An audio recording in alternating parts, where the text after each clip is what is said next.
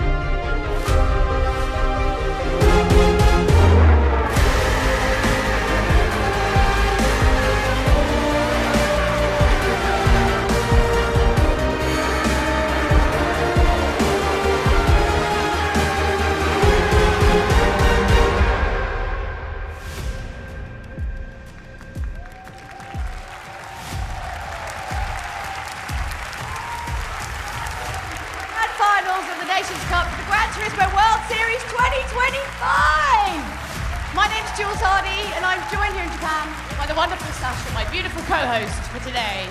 福岡の皆さん、こんにちは。I can't hear them. You can't hear them. No. 福岡の皆さん、こんにちは。Louder. Yeah, welcome to Japan, everybody, and thank you so much for watching. 皆さんご覧いただいて本当にありがとうございます。そしてお越しいただいた皆さんもありがとうございます。グランツーリスモワールドファイナル、ついにこの福岡で、ネーションズカップを迎えることになりました。Yeah. It's going to be. We've got the best sim races in the world. I mean, there's no other way to put it. This is going to be some incredible racing today. The culmination of so many hours of hard work for these drivers. So please show them your support. Yeah. もう朝にですね、今日はもう世界のベストのシミュレーターたちがですね、努力の結晶を見せてくれるということで、大きなリスペクトをね、拍手と声援で見せていただきたいと思います。大丈夫ですか？ Ready to show respect. Oh, we love it. We love it. Well, I do have a question for you out there, which is, you know, you in the audience or you at home, do you think you know our drivers? さあ、ちょっとここにいる皆さんと、そしてご覧いただいている皆さんにもですね、ちょっと聞いてみたいんですが、皆さんはここに来るドライバーのことを知ってますか？ Let's find out. さあ、チェックしましょう。Let's look at the video. Don't forget that you can get involved with the World Series inside Gran Turismo 7 with the bonus campaign. Just click on the Champions Campaign banner on the GT7 World Map, and that's going to give you the chance to win 1 million credits for each of the Nations Cup and the Manufacturers Cup by predicting who's going to win. Just think of all the stuff you could buy with that. Don't forget that you can enter and vote right up until the start of each Grand Final. Good luck. Watch the World Series broadcast through your GT7 game, and you'll unlock some special in-game rewards through the Viewers campaign. Watch the Nations Cup livestream, and you could win a Gran Turismo F3000 500B. Everyone likes free stuff, myself included, and here's your chance to grab some.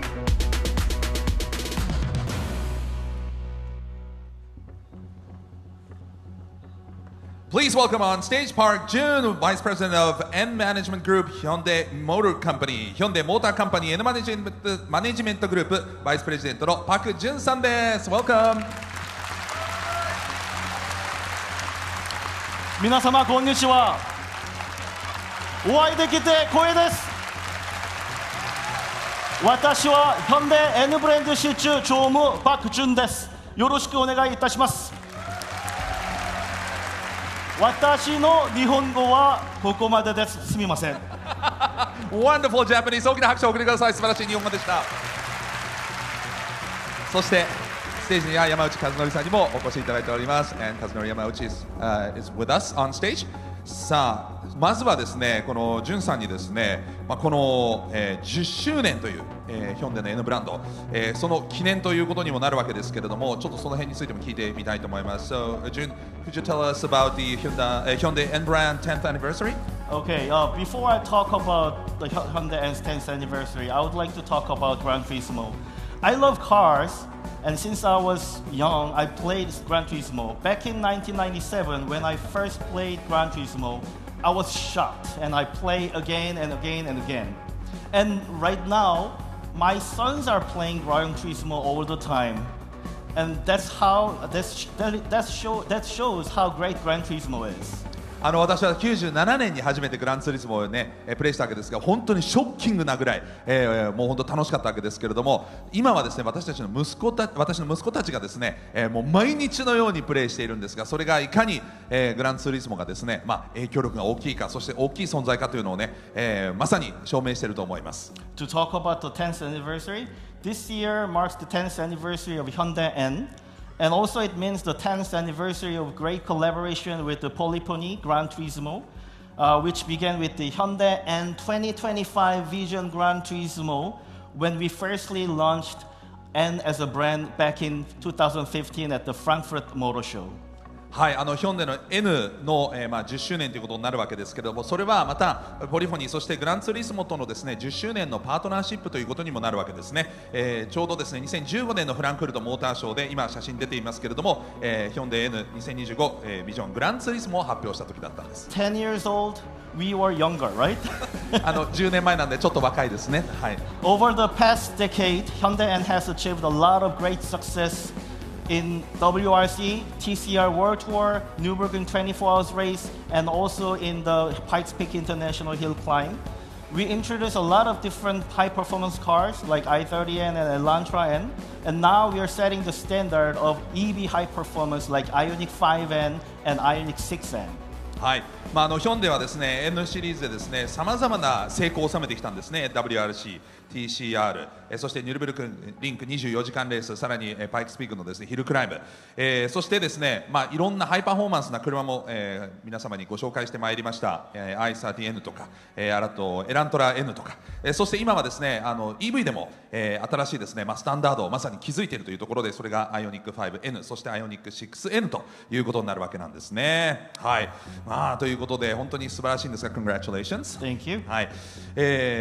ね、では山内さんね、本当に、この写真を見るとですね、いろんな思い出もまた蘇ってくると思うんですが、So looking back to these photos, you will, there are lots of memories, I'm sure.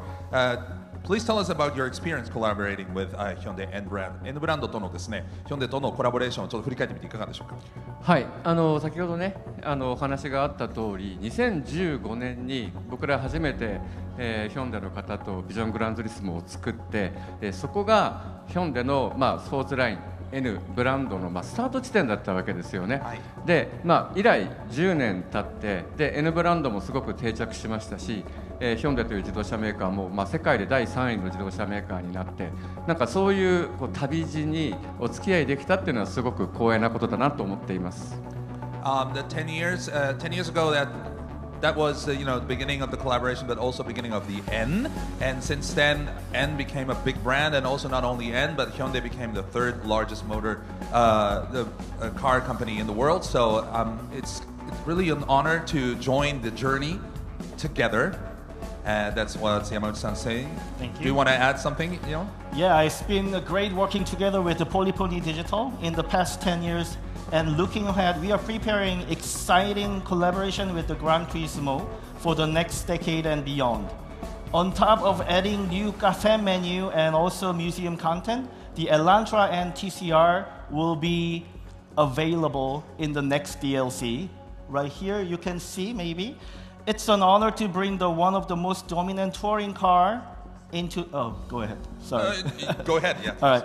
It's an honor to bring one of the most dominant touring race car into Gran Turismo. We hope this gives more people more opportunity to drive a professional touring car in an easier way. And actually, the car is displayed outside, which is the winning race car in Super Daikyu 24 Hours race this year. And please stop by and check it out. はい、ポリフォニーとですね、そしてグランツーリスモと10年やってきたわけですが、次の10年もさらに発展的にいろんなコラボレーションをしたいというふうに思っています。その始まりとしてですね、新しいカフェメニュー、そしてミュージアムのコンテンツももちろんですけれども、さらにですね、次の DLC では、このグランツーリスモ7にですね、ランタラ NTCR をですね、同梱するということになるわけなんですけれども、これはですね、まさに今年のスーパー耐久24時間レースの勝者でもあるわけですけれども、最もですね活躍をしている、成功しているツーリングカーをですねグランツーリスモで皆様に気軽にというか、楽しく乗っていただく、そんなきっかけにもなると思うんです。今日はね外に展示もしてあるんで、この会場にいらっしゃる皆様見ていただければ嬉しいなというふうに思っていますということなんですね。いやー本当に楽しみな発表なんですが、It's really exciting. And talking about the next decade is a little bit far away. Do you have anything to add for next year, maybe? Yeah, I have a bunch of things that I want to say, but I cannot say anything any further at this moment. I'm so sorry. But we are cooking great collaborative things together with Polypony and together with the Yamauchi-san for the 2026 and beyond. So please stay tuned. はい、来年についてはですね、もうちょっと喋りたいこともあるんですが、まだ言えないことがたくさんあるので、ポリフォニーとともにですね、そして山内さんとともにいろんなことを考えてますので、楽しみにして、そしてフォローを忘れないようにしていただきたいというふうにおっしゃっていますね。So anything you want to add, 山内さん？山内さん何か付け加えることは？はい、付け加えることはありません。確かに準備しております。おー。I cannot add anything, but we are preparing. Yeah. Period. All right. ということで非常に楽しみでございます。All right, back to you, Jules. Oh, amazing stuff. Lovely to hear from the Hyundai family. You've been involved in GT longer, just a little bit longer than I have. And having been involved in Gran Turismo for, it's been about 8 years now, I know that being in the top 3, going into the Nations Cup, doesn't really mean anything because it can all change in one race. Right, now if you've missed out on all of the excitement up until this point, why don't you take a quick look at the season recap? A very good evening and welcome for Gran Turismo World Series. It is time for the Nations Cup. And let's introduce you to our 12 competitors who are here tonight.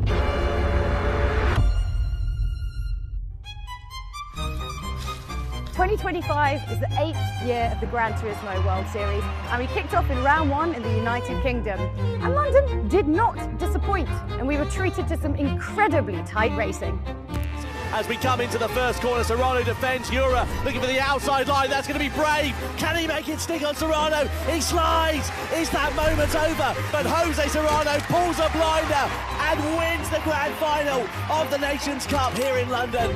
Round 2 took us to Berlin, Germany, where we had some exciting battles, and we also saw the start of the Spanish dominance. Serrano leads, but Urra's got the inside line here on Kaiderbrunnen in the middle sector. Can he make it stick through into the left-hander? He can, and Gallo's there as well. De Bruyne loses 2 places. Jose Serrano makes it 2 wins from 2 races in the Nations Cup here in Berlin. What a performance from the Spaniard.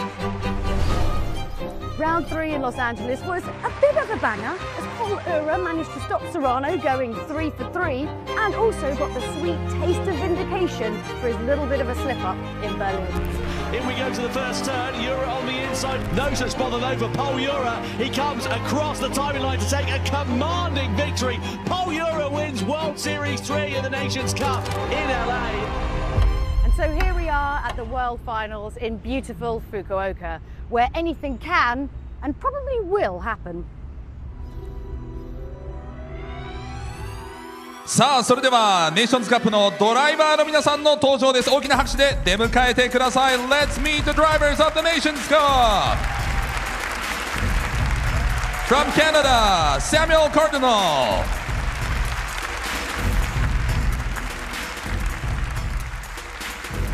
From Brazil, Adriano Carrasa.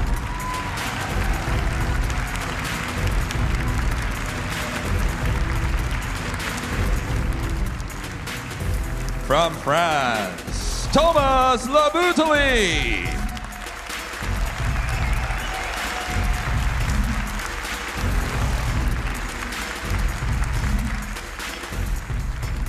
From Chile, Angel Inostroza.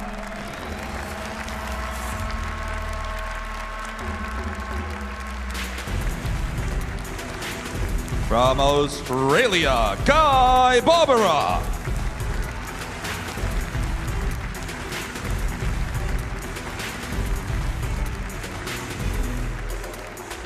And from the Netherlands, Kai de Bruin.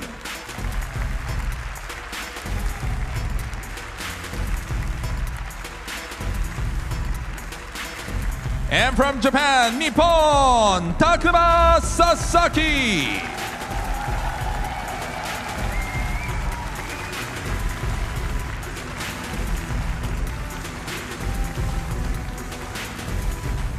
From France, Killian Drummond.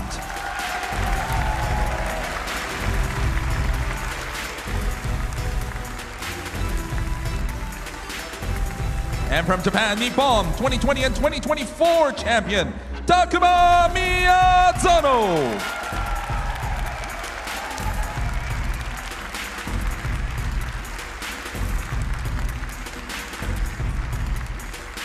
From Italy, the 2021 champion, Valerio Gallo.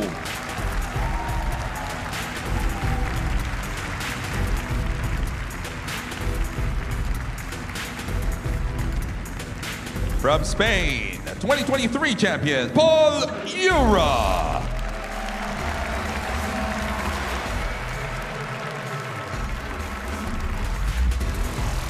And also the 2023 champion from Spain, Jose Serrano.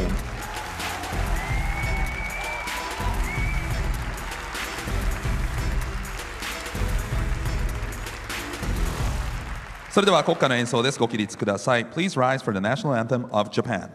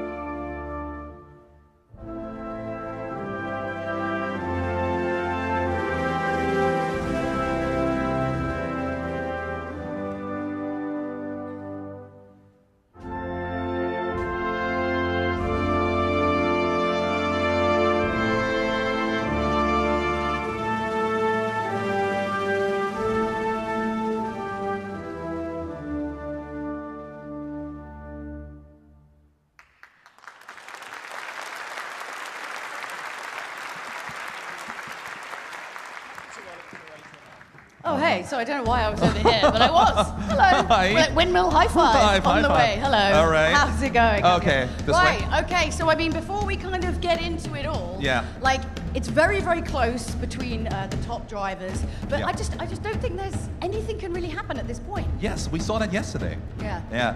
本当にね、各ドライバーのポイント差がちっちゃいので、昨日も逆転がありましたけども、何が起きるかわからない。So where should we focus on?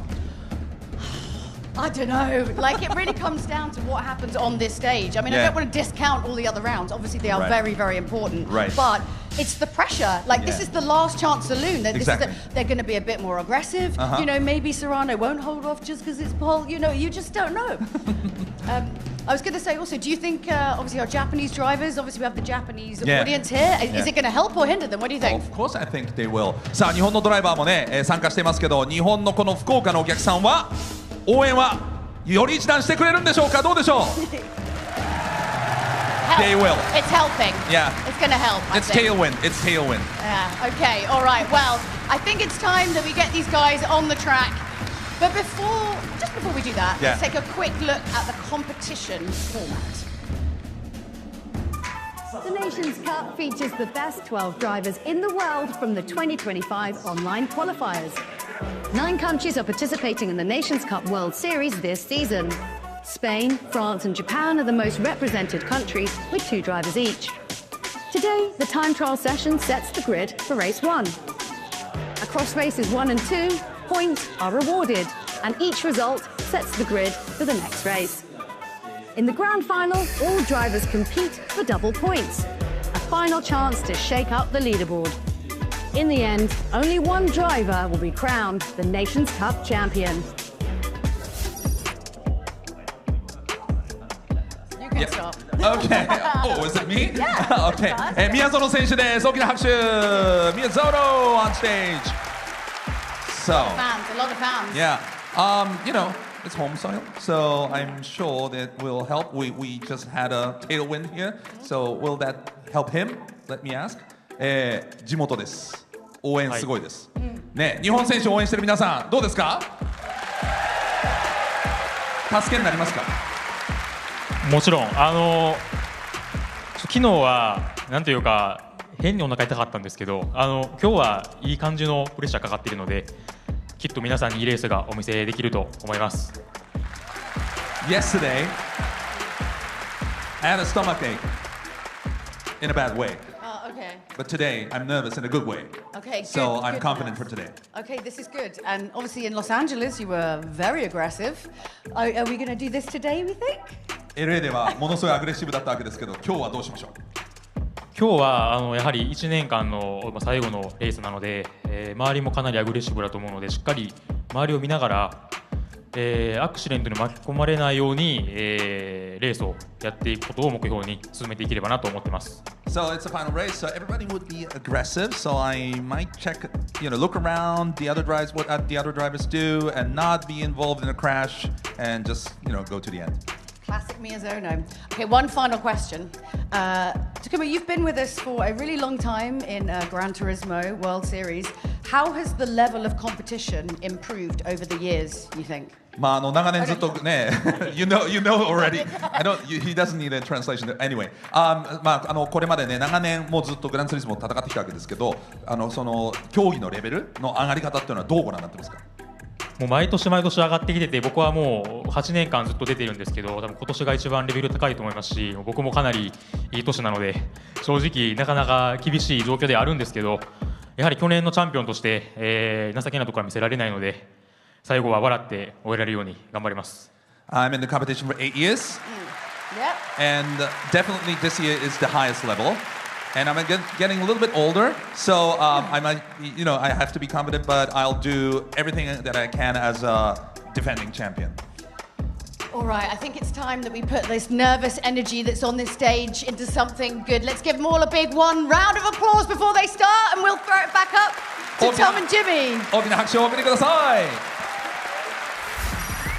Yeah, thank you very much indeed, Jules and Sasha. Let's have a look at the points rankings then for 3 rounds into where we are now ahead of the World Finals. Jose Serrano leads it. You can see a 5-point swing he has over his compatriot Pol Urra, who was the winner last time out in Los Angeles. Valerio Gallo up there as well. Takuma Miyazono, Kylian Drumont, Takuma Sasaki all in the mix there as well. 4 drivers yet to score though so far in 2025. Surely they're going to be able to get some points here today, but are they going to be able to challenge for more positions than that? Here is your driver lineup. We've had the same 12 over the course of the season so far. And Jimmy, the momentum at the top of the table is very much with the 2 Spaniards. Yeah, it's really hard to argue against that, really. Serrano and Pol Urra both looking extremely strong over practice and qualifying. And we know these guys, they know how to win races. It sounds silly, but of course, if you're not used to that pressure, it can really go against you. But of course, we can't count out people like Miyazono, but like Gallo, both past champions, all very much capable of doing it again. Yeah, no doubt about it. And of course, in terms of the format for tonight, we've got 2 races for you. Then we've got a grand final as well. Let's have a look at the first set of circumstances for the drivers, because of course, being the Nations Cup, we can throw anything at these guys. And we've got the brand new Circuit Gilles Villeneuve, part of the Spec 3 update that came to Gran Turismo 7 earlier on this month, in the Gran Turismo F3 500B, essentially a 90s formula car. And with a little bit of a twist, this has an engine swap. The engine from the Spas F1 V10 Renault engine in this thing. So sounds glorious, and earlier our competitors had to try and tame this car for qualifying around the Montreal circuit. It was Cardinal who set the early pace in his Canadian liveried F3500 there, doing a 1:15.2. Carrazzo early on making his one mistake into the wall of champions. I mean, that's one way to become a champion, I guess. Yeah, a bit disappointed there was Adriano Carrazza, and you can see the visible frustration there for him as he made his way round that final corner to come across the line, being the last of the qualifiers so far. This is Kai de Bruyne. He's always been a bit of a hot lap specialist, and he was on imperious form out on the track at this point. He came across the timing line, and was it enough to better everybody else? It certainly was, going to provisional pole position. Then it was all eyes on Kylian Drumont, the flying Frenchman. Will he be able to depose Kai de Bruyne's quickest time? Not quite, sadly. Only third best for him.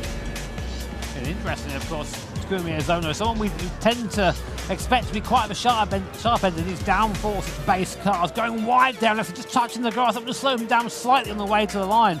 In the end, only good enough for fourth position for Zono, but then dethroned slightly by Pol Urra. And it was Jose Serrano, our current points leader. What can he do? Very important qualifying session for the Spanish driver. Looking good through the first two sectors, but that 15.2 by Kai de Bruyne, mighty, and just proving to be slightly too much for Serrano, who slots in third position. Kai de Bruyne there. Yeah, that's how you want to start your weekend, isn't it? Get that pole and get that out of the way. Certainly is. Not the first time that we've seen the Dutchman on pole position. So confirmation of the results from qualifying and indeed how the starting grid will line up. Kai de Bruyne is on pole then with Samuel Cardinal alongside him on the front row. Then it's Serrano, Drumont, Urra and Miyazono, Labutale and Gallo. Then Sasaki, Barbara, Inestrosa, and then of course Carrazza, who we saw biffing it into the barrier on his one and only flying lap. Bitterly disappointed was Adriano Carrazza there.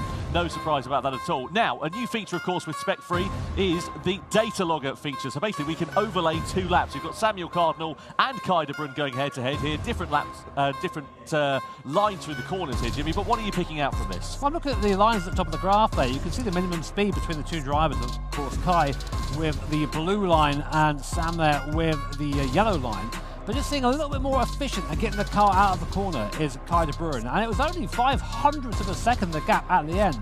But that was carried all the way through. You see there through the last chicane again, no difference whatsoever. It was all done in that middle sector. So it just goes to show around here, even the smallest little margins can come into play.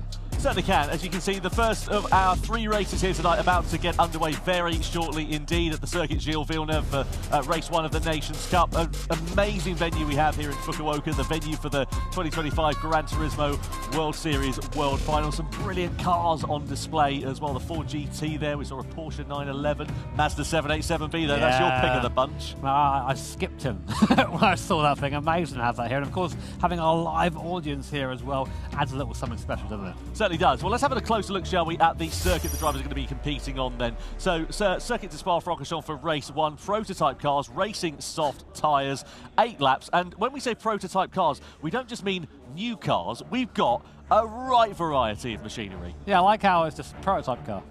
That's the whole category, but some amazing cars in there, including the aforementioned 787B.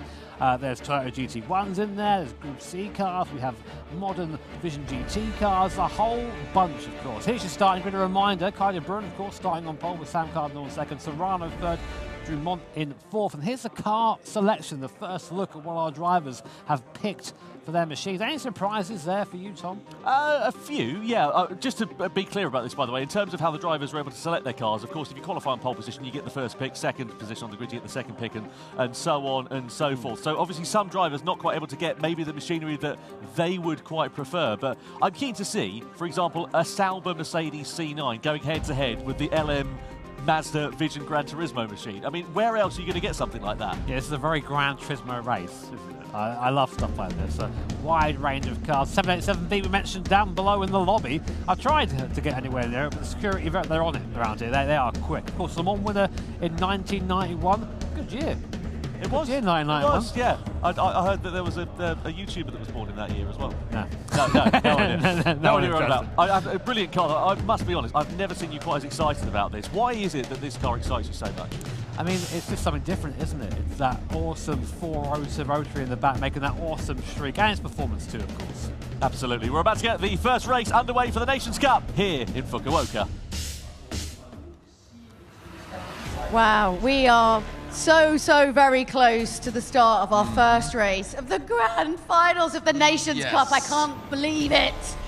Let's check if Fukuoka's ready. I found a cute one. Konnichiwa. Find the cute one. 誰を応援してますか? No. He's too nervous for the race. It's all good. Anyway, Are you ready? Everybody's ready. 皆さん準備はいいですか? We're ready. Let's get this show on the road. Thank you.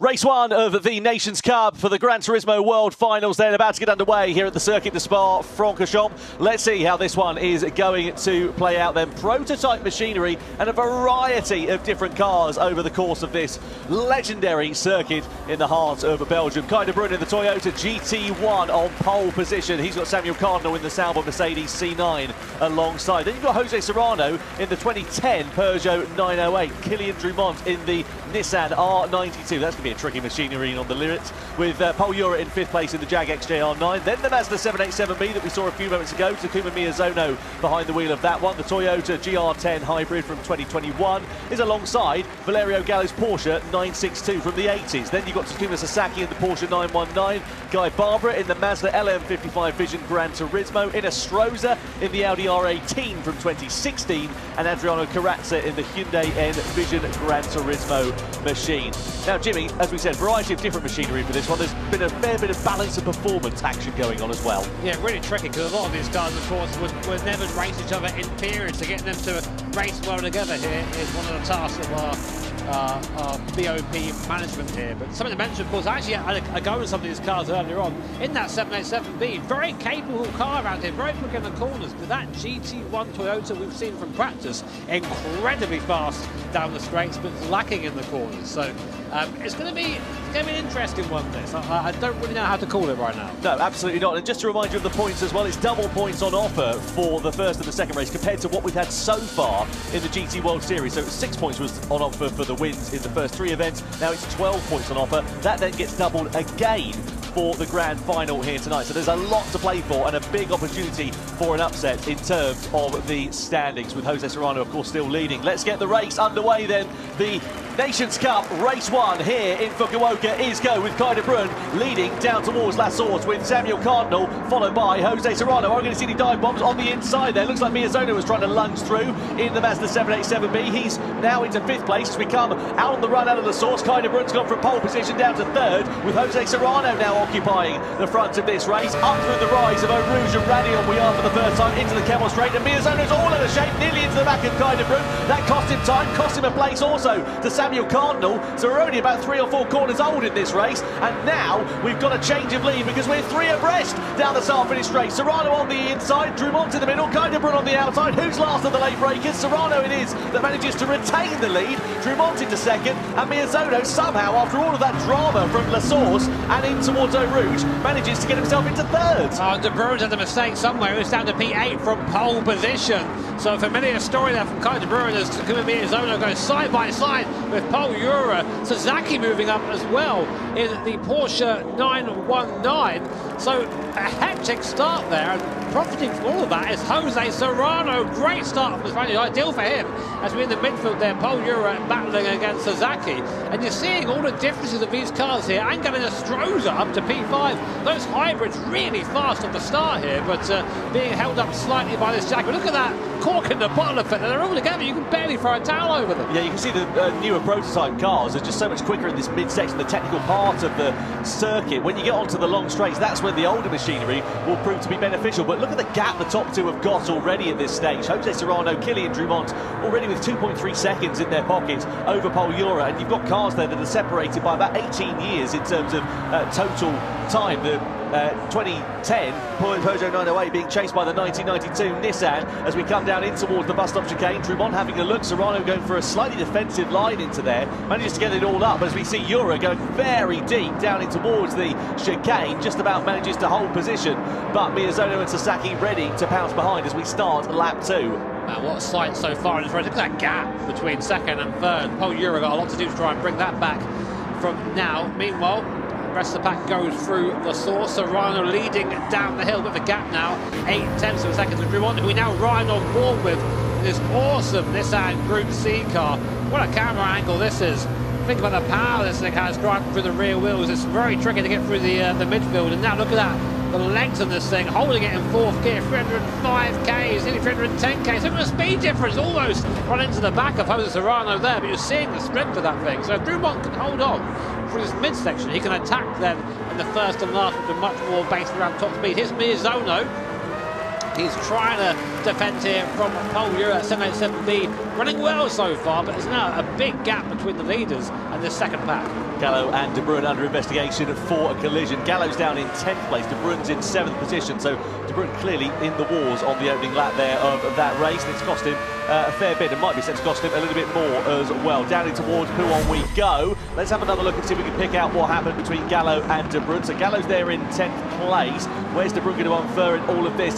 So Gallo got into the side of De Bruyne, and that sent Guy Barbara into the pit wall on the exit of the first corner as well. That's why the Australian driver is now down into 11th place. Guy Barbara can't catch a break, can he? It seems that every time he comes to one of these, something happens, he's off the back of the field. But same for Cardinal as well, strong qualifying, now P10. So goes to show the car choice and that first corner shuffle all about. Here comes Pol Urra using the V12, that mighty Jaguar, up into P3, and Miyazono not really defending there as the two hybrid cars, the Audi and the Porsche, follow on through behind. Well, what an interesting combination. Two Group C cars, two hybrid cars, they both dug up the inside. Their camera cuts away at the worst time possible. Inestrosa, I think, has got by in the Porsche up to P4. Sasaki there still, though, in up to P5, sorry, in the R18. Inestrosa up 7 places from where he started on the grid. He was 11th, just to remind you as well. So the Chilean really making some good ground in the opening stage of this race. Very impressive. It's only an 8-lapper, which doesn't sound that long, but of course it's a very long lap here at Spa-Francorchamps, about 7 kilometres in total, as Laboutelet has come into the pit lane then here. So clearly some problems for the Frenchman, because we weren't expecting any pit stops in this race. Not quite sure what has happened to him, but that's not a good way for him to start proceedings for the World Finals. Meanwhile, Inestrosa in the slipstream of Urra, looking to the inside down at Les Combes. Can he make it stick? Side by side they go. Urra's got the inside line, it's going to switch to the outside line, and then Inestrosa does go through the Audi R18 and into 3rd place. That's opened the cork in the bottle. Look at it, the two followers of Miyazono and Sasaki are ready to pounce there as well. What a great little scrap this is there. Again, two Group C cars taking on cars far younger than them, and still just about managing to hold on. I think Inestrosa in 3rd place now. I think he's got to try and look forward, try and chase down Drummond Serrano. They've had an easy time, I think, so far. Update on Laboutelet there. I think that's just a rage quit, Tom. 2 in 2 days from him, man. Poor showing. Don't like to see that. Disappointing there for Thomas Laboutelet then, either way, to have ended his race early. We go through in towards the chicane then, in the middle part of it, and look at the gap there that Inestrosa has got to make up. 3.3 seconds, a tall order. What he'll have to hope for is Drummond and Serrano to start battling with one another. We have seen a few exchanges of position, but nothing that's going to drop them back to the rest of the field. Out of Paul Freya we go, and in towards Blanchimont as we head towards the bus stop, and you can hear the howl of that Mazda 787B in the distance as we ride on board with Sasaki in the Porsche 919 into the braking zone. And look at the straight line speed. Inestrosa's got the inside line here with Pol Urra trying to attack for position, but into the braking zone. That car that Inestrosa is piloting of the Toyota is pretty handy, and no such threat is able to be made by Pol Urra. So in the background, that GT1 popping into frame, and Kai De Bruyne. And what an awful start from Kai De Bruyne. We were sort of saying earlier with Kai, he's really fast over a single lap, and just can't always seem to get it together in the race. And the same, I think, seemingly happened there as well. But we go on board with Miyazono again, using that draft, and they're going to be a bit quicker than this Audi in a straight line. It's slow down the straights, this Audi. Look at it, really slow. Here comes the Jaguar, here comes the Mazda. Through they go, past Inestrosa in the 787B with Miyazono. Awesome pictures here as you make it through Les Combes.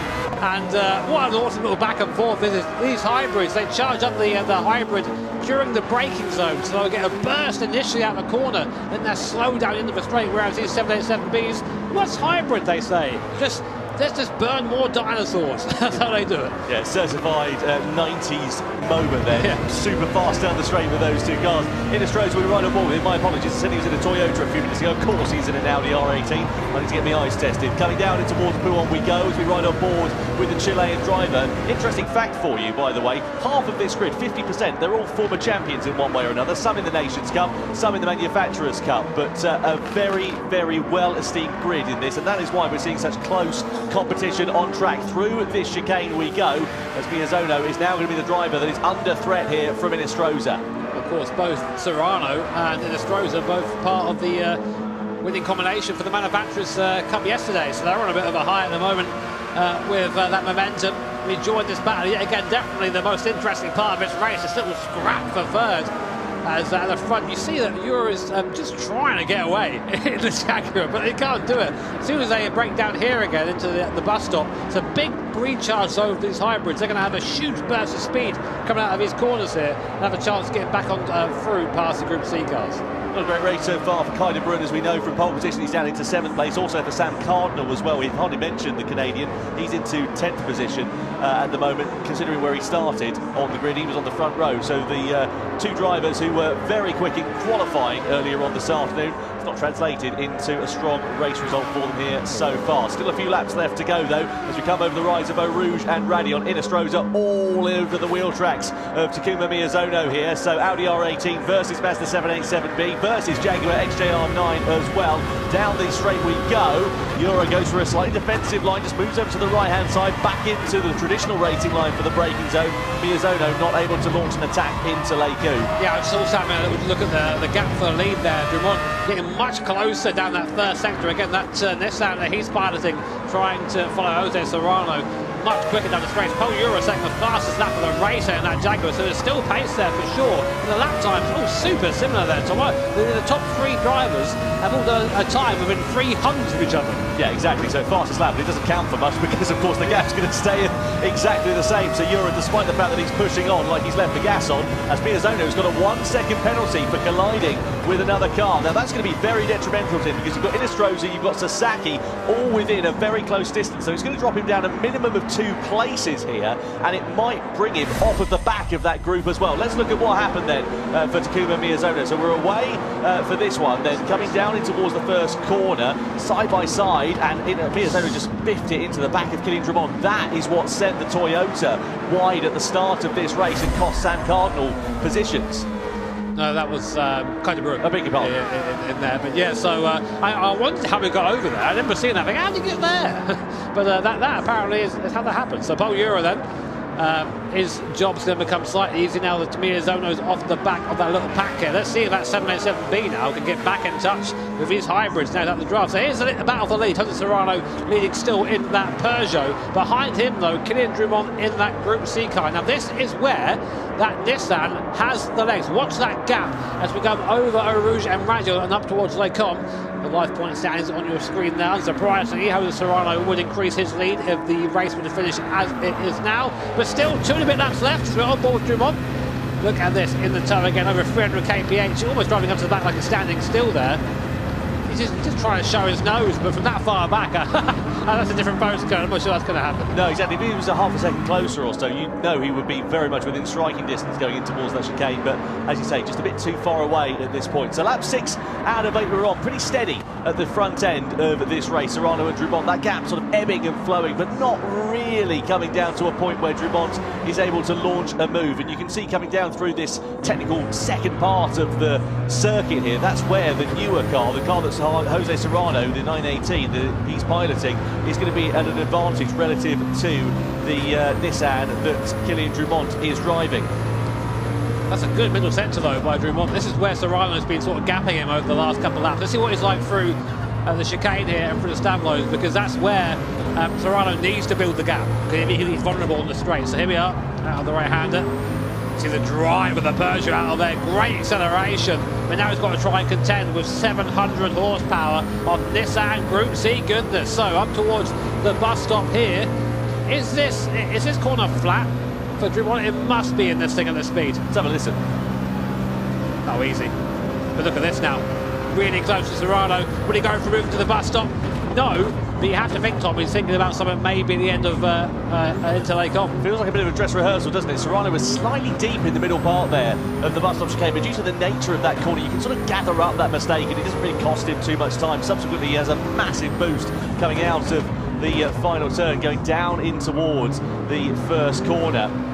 Run down in towards Eau Rouge and Radion. It's just, again, ebbing and flowing. He's a little bit closer, a couple of tenths of a second to the better. Last time around, in terms of the lap times, literally a tenth of a second separating Jose Serrano and Kylian Drumont. Pol Urra's challenge looks to have come to a bit of a halt, unfortunately. He was in the 203s last time, so whether that's a mistake or whether that car is just chewing through its tyres a bit more remains to be seen. But either way, Urra not quite close enough. Someone who is closing, though, is Kylian Drumont. He pulls alongside Jose Serrano as we come towards the braking zone. That's as close as it's been for now for Kylian Drumont. That's his best opportunity yet to challenge for the race lead. Maybe that is the dress rehearsal that we are seeing from the Frenchman as we get ready to go into the final lap and a half of this race. And you couldn't have two more different cars, could you? A Peugeot diesel versus a Group C Nissan. Meanwhile, here is Sasaki in the 919 Evo going almost into the back of Inestrosa. Dive up the inside there.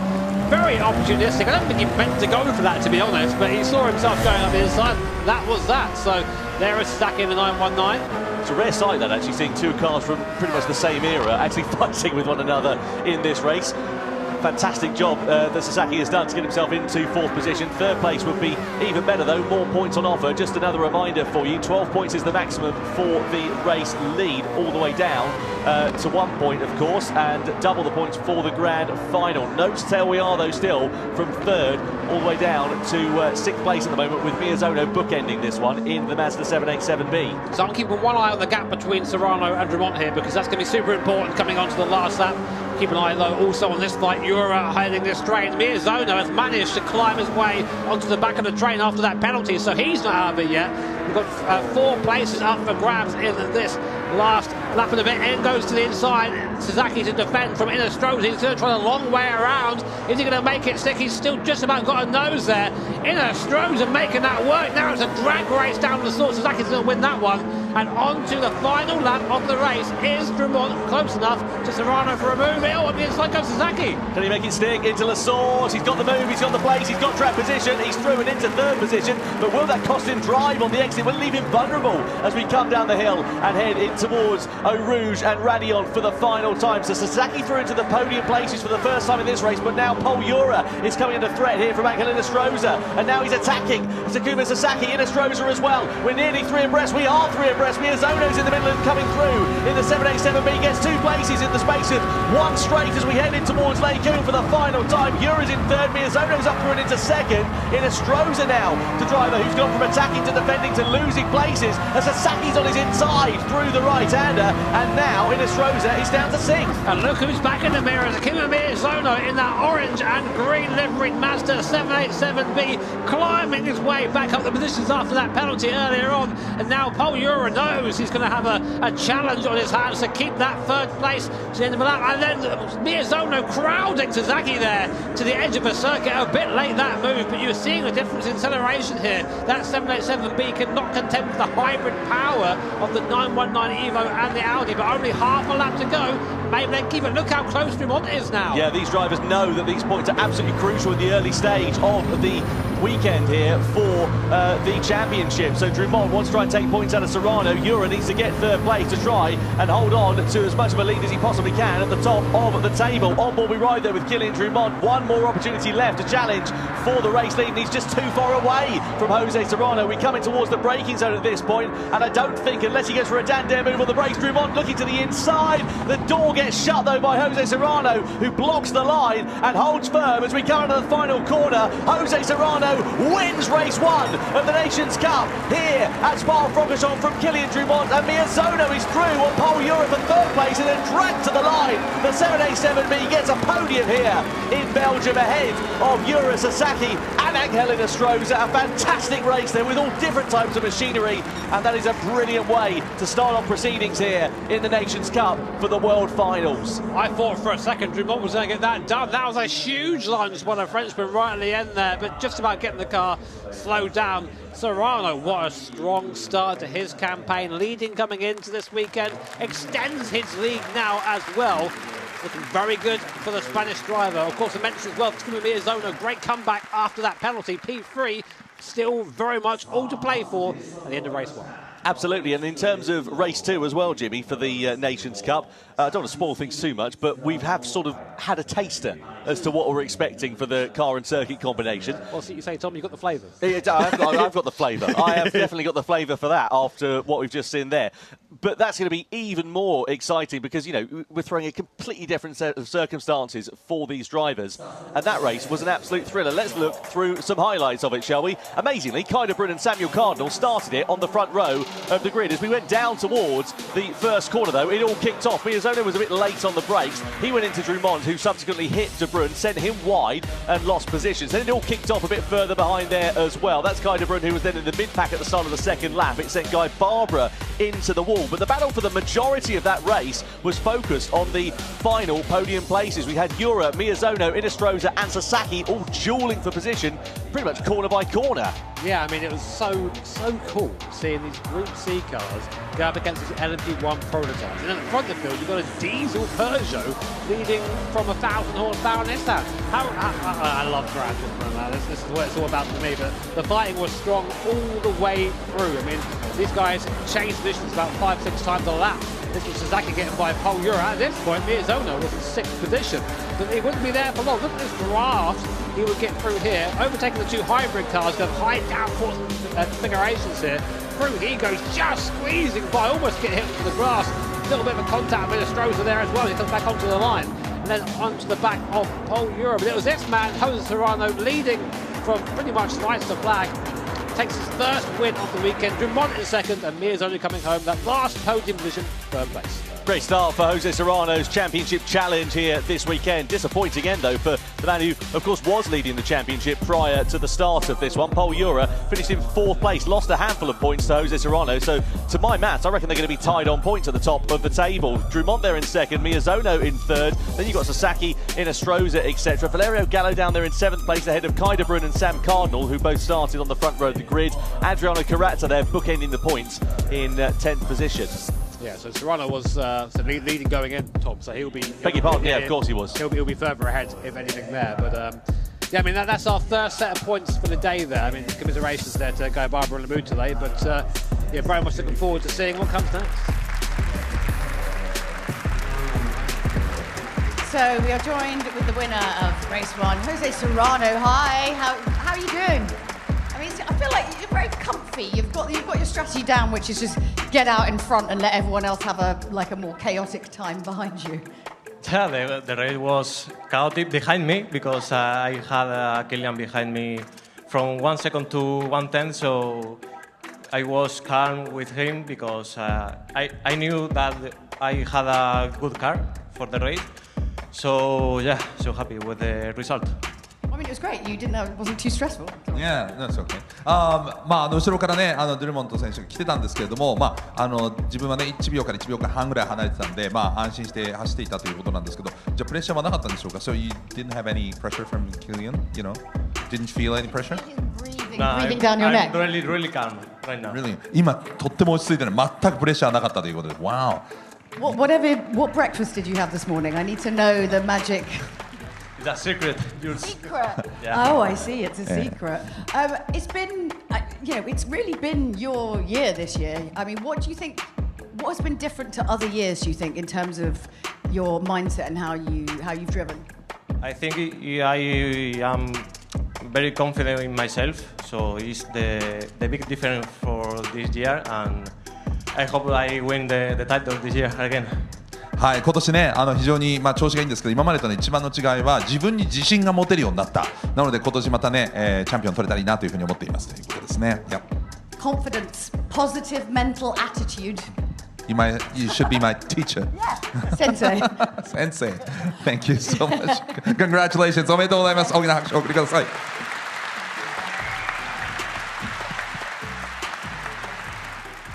Well, let's get confirmation of the points standings then. Jose Serrano, of course, taking the win here for the first race of the weekend in the Nations Cup. He was already leading the championship coming into this one, and now look at that, a 10-point swing. Looks like a lot. Don't forget, of course, there's a maximum of 12 points on offer for the second race, and then we double that for the final race, 24 points. So there's still a big chance for it to change in terms of trajectory. One poor race can cost you very dearly indeed. So Pol Urra there, 4th place he was over the line in that first race, but you can see there now 10 points the gap that sits between him. It means that Drummond, Miyazono, Gallo, etc. have all closed that gap up behind. Yes, yeah, so very tight really for 2nd, 3rd, 4th and 5th place, but that's 10 points. I mean, we do have double points, as you say, for the grand final, but that's still a decent gap there for Jose Serrano. And you saw his reaction there. It's kind of like, yep, okay, I've got that first bit done, 2 more to go.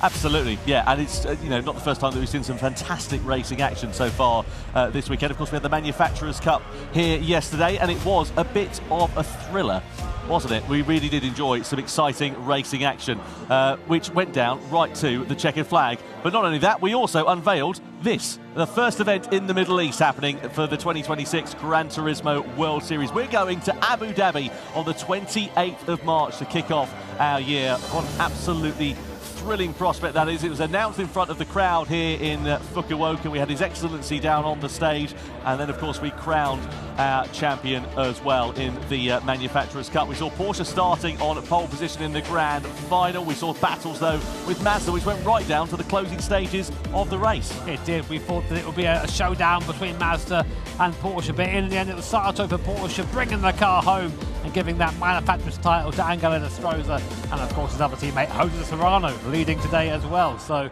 momentum's with him. You got to say, Thomas, looking good for Jose. Anyway, that was then. This is now. Of course, we're here in the Nations Cup. We've just had the first race. It was an absolute corker. Second race, I'm sure, is going to be much the same, because we are going to the Circuit Gilles Villeneuve, part of the Spec 3 update that came in Gran Turismo 7 very recently, and we're going to be in the Gran Turismo F3500B. Now, if you haven't seen this car, it's a 90s Formula car, and instead of a V8 engine, we've swapped it out. We've stuck a V10 engine in it, which makes it even trickier to drive. The starting grid for this one is determined by the order of the results from race 1, 17 laps, 2 times fuel consumption, 6 times tyre wear, racing medium and soft tyres there as well, and crucially, right at the bottom there, a standing start. And now I drove these things the other day, and they are hard to get off the line. If you get away without wheel spinning, then things have gone very right for you, I'll tell you that. Here's the predicted strategy. It's a one-stop, nice and easy. Soft tyres, of course, being a bit quicker than the medium tyre, but wear a bit quicker, and then vice versa for the mediums. I don't think there's going to be any fueling needed here at all. It's all about just making sure you use that tyre properly. So there is some scope for maybe an undercut or something, a bit of strategy, but really it's going to be about just driving the thing well. Absolutely. Let's have a look at the starting grid. Then, of course, as we said, it reflects the results from race 1. So Serrano on pole with Drummond in 2nd place. Miyazono, Urra, Sasaki, Inestrosa all there inside the top 6. Then Gallo, De Bruyne, Cardinal, Carrazza, Guy Barbara, and where Thomas Laboutelet should be, there'll be a gap because he's not participating in any further races here tonight. So let's have a look at this F3500B then. This, of course, is a car that came to Gran Turismo 7 earlier on this year, and I have to say, it's already a firm favourite amongst drivers and fans. Yeah, if you're of a certain age, like myself, this is a bit of a nostalgia bomb right here. Amazing thing, as Tom said earlier, V10 engine from the Espace F1 crammed into the back. That's a Renault V10. Over 800 brake horsepower, and something that weighs just over half a ton. Extremely fast, extremely fun, lots of aero as well, of course. Definitely a skill-based car, this one. And Jimmy, a standing start for the driver. Yep. So how does that change things? Because obviously a rolling start, you sort of negate the risk away from the lights. It's really interesting. The standing starts, you stand to lose a lot, because if you get too twitchy off a line, which is very hard to do because you're waiting for a light to go out, it's very easy just to give that bit too much throttle. Once you start those wheels spinning, it's pretty much impossible to bring it back. Absolutely. Well, anyway, let's go down to Jules and Sata then ahead of the second race of the evening for the Nations Cup here in Fukuoka. Time to go racing. All right, race 2 is coming up, and the gap is huge against Serrano. Serrano is ahead, but that doesn't mean anything. Okay, Fukuoka, are you ready for race 2 in the Nations Cup? Are you ready? Genki desu ka? We're ready. Let's hope the drivers are ready, because it's about to start.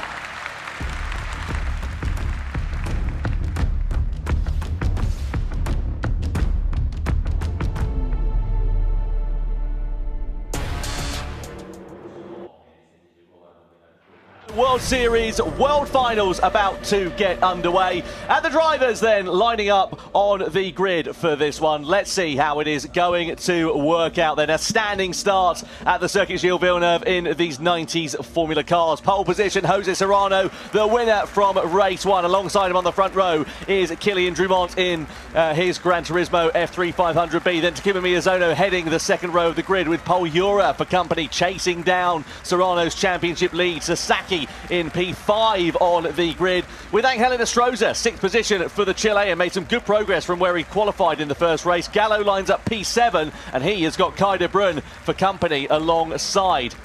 Samuel Cardinal started from the front row, finished P9 in race 1. Adriano Carrazza completes the top 10 for Brazil. Then it's Guy Barbara in 11th position, and alongside him should have been Thomas Laboutelet. Anyway, all eyes on the 5 red lights then. Who will be the king in Canada as we get the second race underway here at the Circuit Gilles Villeneuve? Lights are out and we are racing. Jose Serrano leads them down towards the first corner, but keep an eye out for Kylian Drumont. He's side by side, and Miyazono is in there as well. Drumont is way off onto the car park. As we go into the first corner, he goes down and drops behind Serrano for the race lead. So Serrano is the lead now. Miyazono going into second, and Drumont banging into the barrier. So he's already picked up a penalty for his dramas in the first couple of corners, and now he's gone down like a tabletop and into the wall. There's a huge crash in the background as well.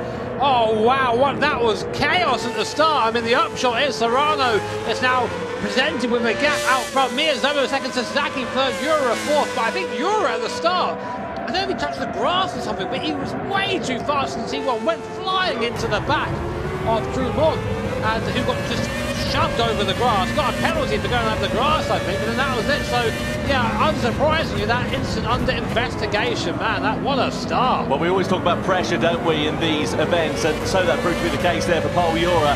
And has he succumbed to that pressure? 10 points deficit he has from Jose Serrano at the top of his championship table, and that could be set to take a further dent as it stands for now. Anyway, just to look at the tyres for the first time in this race, Serrano, Miyazono and Urra are the drivers who are on the soft compound. Urra, of course, desperate to make up ground, courtesy of the fact he's on that soft tyre and needs to be in the top 3 positions, but already you can see the gap between themselves and Takuma Miyazono as he goes through for third place down at turn 1. Should be nice and easy there for Pol Urra with the extra grip under braking and in the mid-phase of the corner. Anyway, come back to that in a few moments. Let's have a look at what happened. Keep an eye out for Pol Urra there in 4th place. He's going to go careering into the back of Miyazono and Drumont. He just didn't brake. I'm not quite sure what happened there. Got unsighted, but I mean, that's a very clear, just shunt off the field. And Drumont there had no choice but to go over the grass. So real shame there for the Frenchman. That's after a very strong race in race 1. He's himself a P9 now. Yeah, disappointing there for Kylian Drumont, not through any fault of his own, I might like to add there as well. Meanwhile, sharp end of this one, that's the joy for Jose Serrano, who's just been able to keep his nerve calm and keep his power to drive for now. He's up into the lead of this one with a second or so's advantage over Takuma Miyazono. Miyazono just sort of flirting on the edge of that slipstreaming range in this race, but certainly not close enough to launch an attack at this point. And just to remind you, of course, there are 2 tyre compounds in this one. They must use each tyre compound at least once in this race. So we'll see how that one is going to work out. It's a 17-lapper. It's a fairly long race duration, so you want to try and extend those soft tyres for as much as you possibly can, but it's finding that balancing point, isn't it? It's being on those soft tyres for as long as you get the performance out of them, but not too long so that they go off a cliff and then you end up losing time. Yeah, it's all a lot of strategy involved in that part of the racing here, but Serrano just eking out the gap to Miyazono. Of a replay on board, Kylian Drumont trying to come back through the field. That means on the guy Barbara there, big lunge, going far off the circuit and then back down to P9. So some frustration there for sure for Kylian Drumont. And you can't blame him really, can you? No fault of his own, he's pretty much out of the race, but anything can happen. 1.7 seconds is the gap to the front for the 2023 Nations Cup champion, part of Team Spain. Of course, that format back there being chased for the double champion and reigning champion, Takuma Miyazono. Still no word on the investigation for Pol Urra down at the first corner. There we go. I say that right on cue. 3-second penalty for colliding with another car. No surprise there at all for Urra. Right, now that's going to really compromise his race, because not only is he on the soft tyre, he's also going to be losing time, losing places as well. It's going to put him right out of sequence. We've seen that from Urra in the past. Pressure does get to him a little bit. He does crack a little bit, and that's the grand example. Look at that, slowing down there, serving the penalty. Zaki through, Gallo through, Walker Ratzinger through as well there. No, just about, but still not ideal for the Spanish driver. Yeah, now trying to attack and retaliate against Valerio Gallo. Down the start-finish straight we go. Urra has the inside line and gets the move done quite easily into turn one. Carrazza's there really trying to pick up the pieces as well. He's also on the soft compound of tyre. He tried to make some ground from where he started. He's made up 4 places from 10th on the grid there, Carrazza. He just needs to do something there, does the Brazilian driver, as we ride on board with him now, because being mired in the pack there, you might as well throw something different at it and try and make some ground whilst the field is all concertinaed up. Through the middle part of the first lap, first sector we go, as Rumon's also picked up another penalty there, I can just see, for his troubles. Presumably that's for track limits, because we haven't seen anything otherwise, but it's just going from bad to worse for the Frenchman. Yes, on board there with Adriano Grazia, Brazilian driver. Never really shone as bright as he could have done, I think, in this series so far, but himself and Gallo admittedly fans of these kinds of cars, these difficult downforce style where you have to be very careful. A lot of driver skill needed to extract the maximum out of these machines, and both Gallo and Carrazza moving forward strongly, and Pol Urra trying to get back into the swing of things after his penalty. Sasaki in front there, just checking the mirrors, and Pol Urra comes from rocketing up behind him here. What a sight that is, breaking down chicane behind. Gallo looking to try and defend from Carrazza, does to just about, but those two will go side by side there, and then ahead. Pol Urra, now there you go, looks easy, doesn't it? That tyre advantage really strong here. Nicely done there for Pol Urra, makes the move clinically and decisively, exactly what he needed to do, but I think third is probably going to be the best that the Spaniard can hope for here. And you have to consider the fact that the drivers behind are on the medium tyres, Sasaki and Gallo, they're still very much within touching distance. So if you reverse that tyre compound, and we think we're towards the end of the race, of course that's going to leave Urra quite vulnerable now as well, isn't it, compared to the medium shod runners who will then subsequently be on the soft compound of tyre at this one. And Serrano right now in a different league, 3 seconds down the gap to Miyazono. His last lap time was 7/10 faster than anyone in the field. Ridiculous pace from Jose Serrano, just not leaving anything to chance. A reminder of the points awarded for position here. Of course, for Serrano, another 12 points will put him very nicely one step closer to that 2025 crown. But still early in this race here, long way to go. Pit stops to be made as well, strategies to unfold, all to play for. Certainly is. Down the back straight we go, in towards the chicane once more. Carrazza again pulls under the wheel tracks there of Valerio Gallo, not quite close enough to launch a move. Just a point to mention as well, by the way, the pit entry is right at the end of this long back straight. It's a fairly quick pit entry, and we saw the race in the eSport team competition earlier on as Carrazza goes for the outside line here on Valerio Gallo. Gallo just about covers him off in towards turn 2, but Carrazza there, you think he'd have a bit more grip under braking, but has to turn tighter, then gets a bit of wheel spin and loses time out of the second corner. But just finishing off that point about the pit entry, very fast into there. Drivers are going to be careful to not cut the lines too much on the way in, because they will pick up a 3-second penalty if they do. Yeah, I mean, we, again, something that I practiced a bit earlier on is how fast can you box these cars? Very fast is the answer, and it is a very narrow margin to get through it at that speed. So on board with Valerio Gallo then in this F3500, 800 horsepower sitting behind us, a little bit intimidating, so nice and easy in that lap. This is spinning the wheels in third gear, that's how much power these things have towards the hairpin now. Late down the ranks, machine gun down through the gears into second for traction on exit.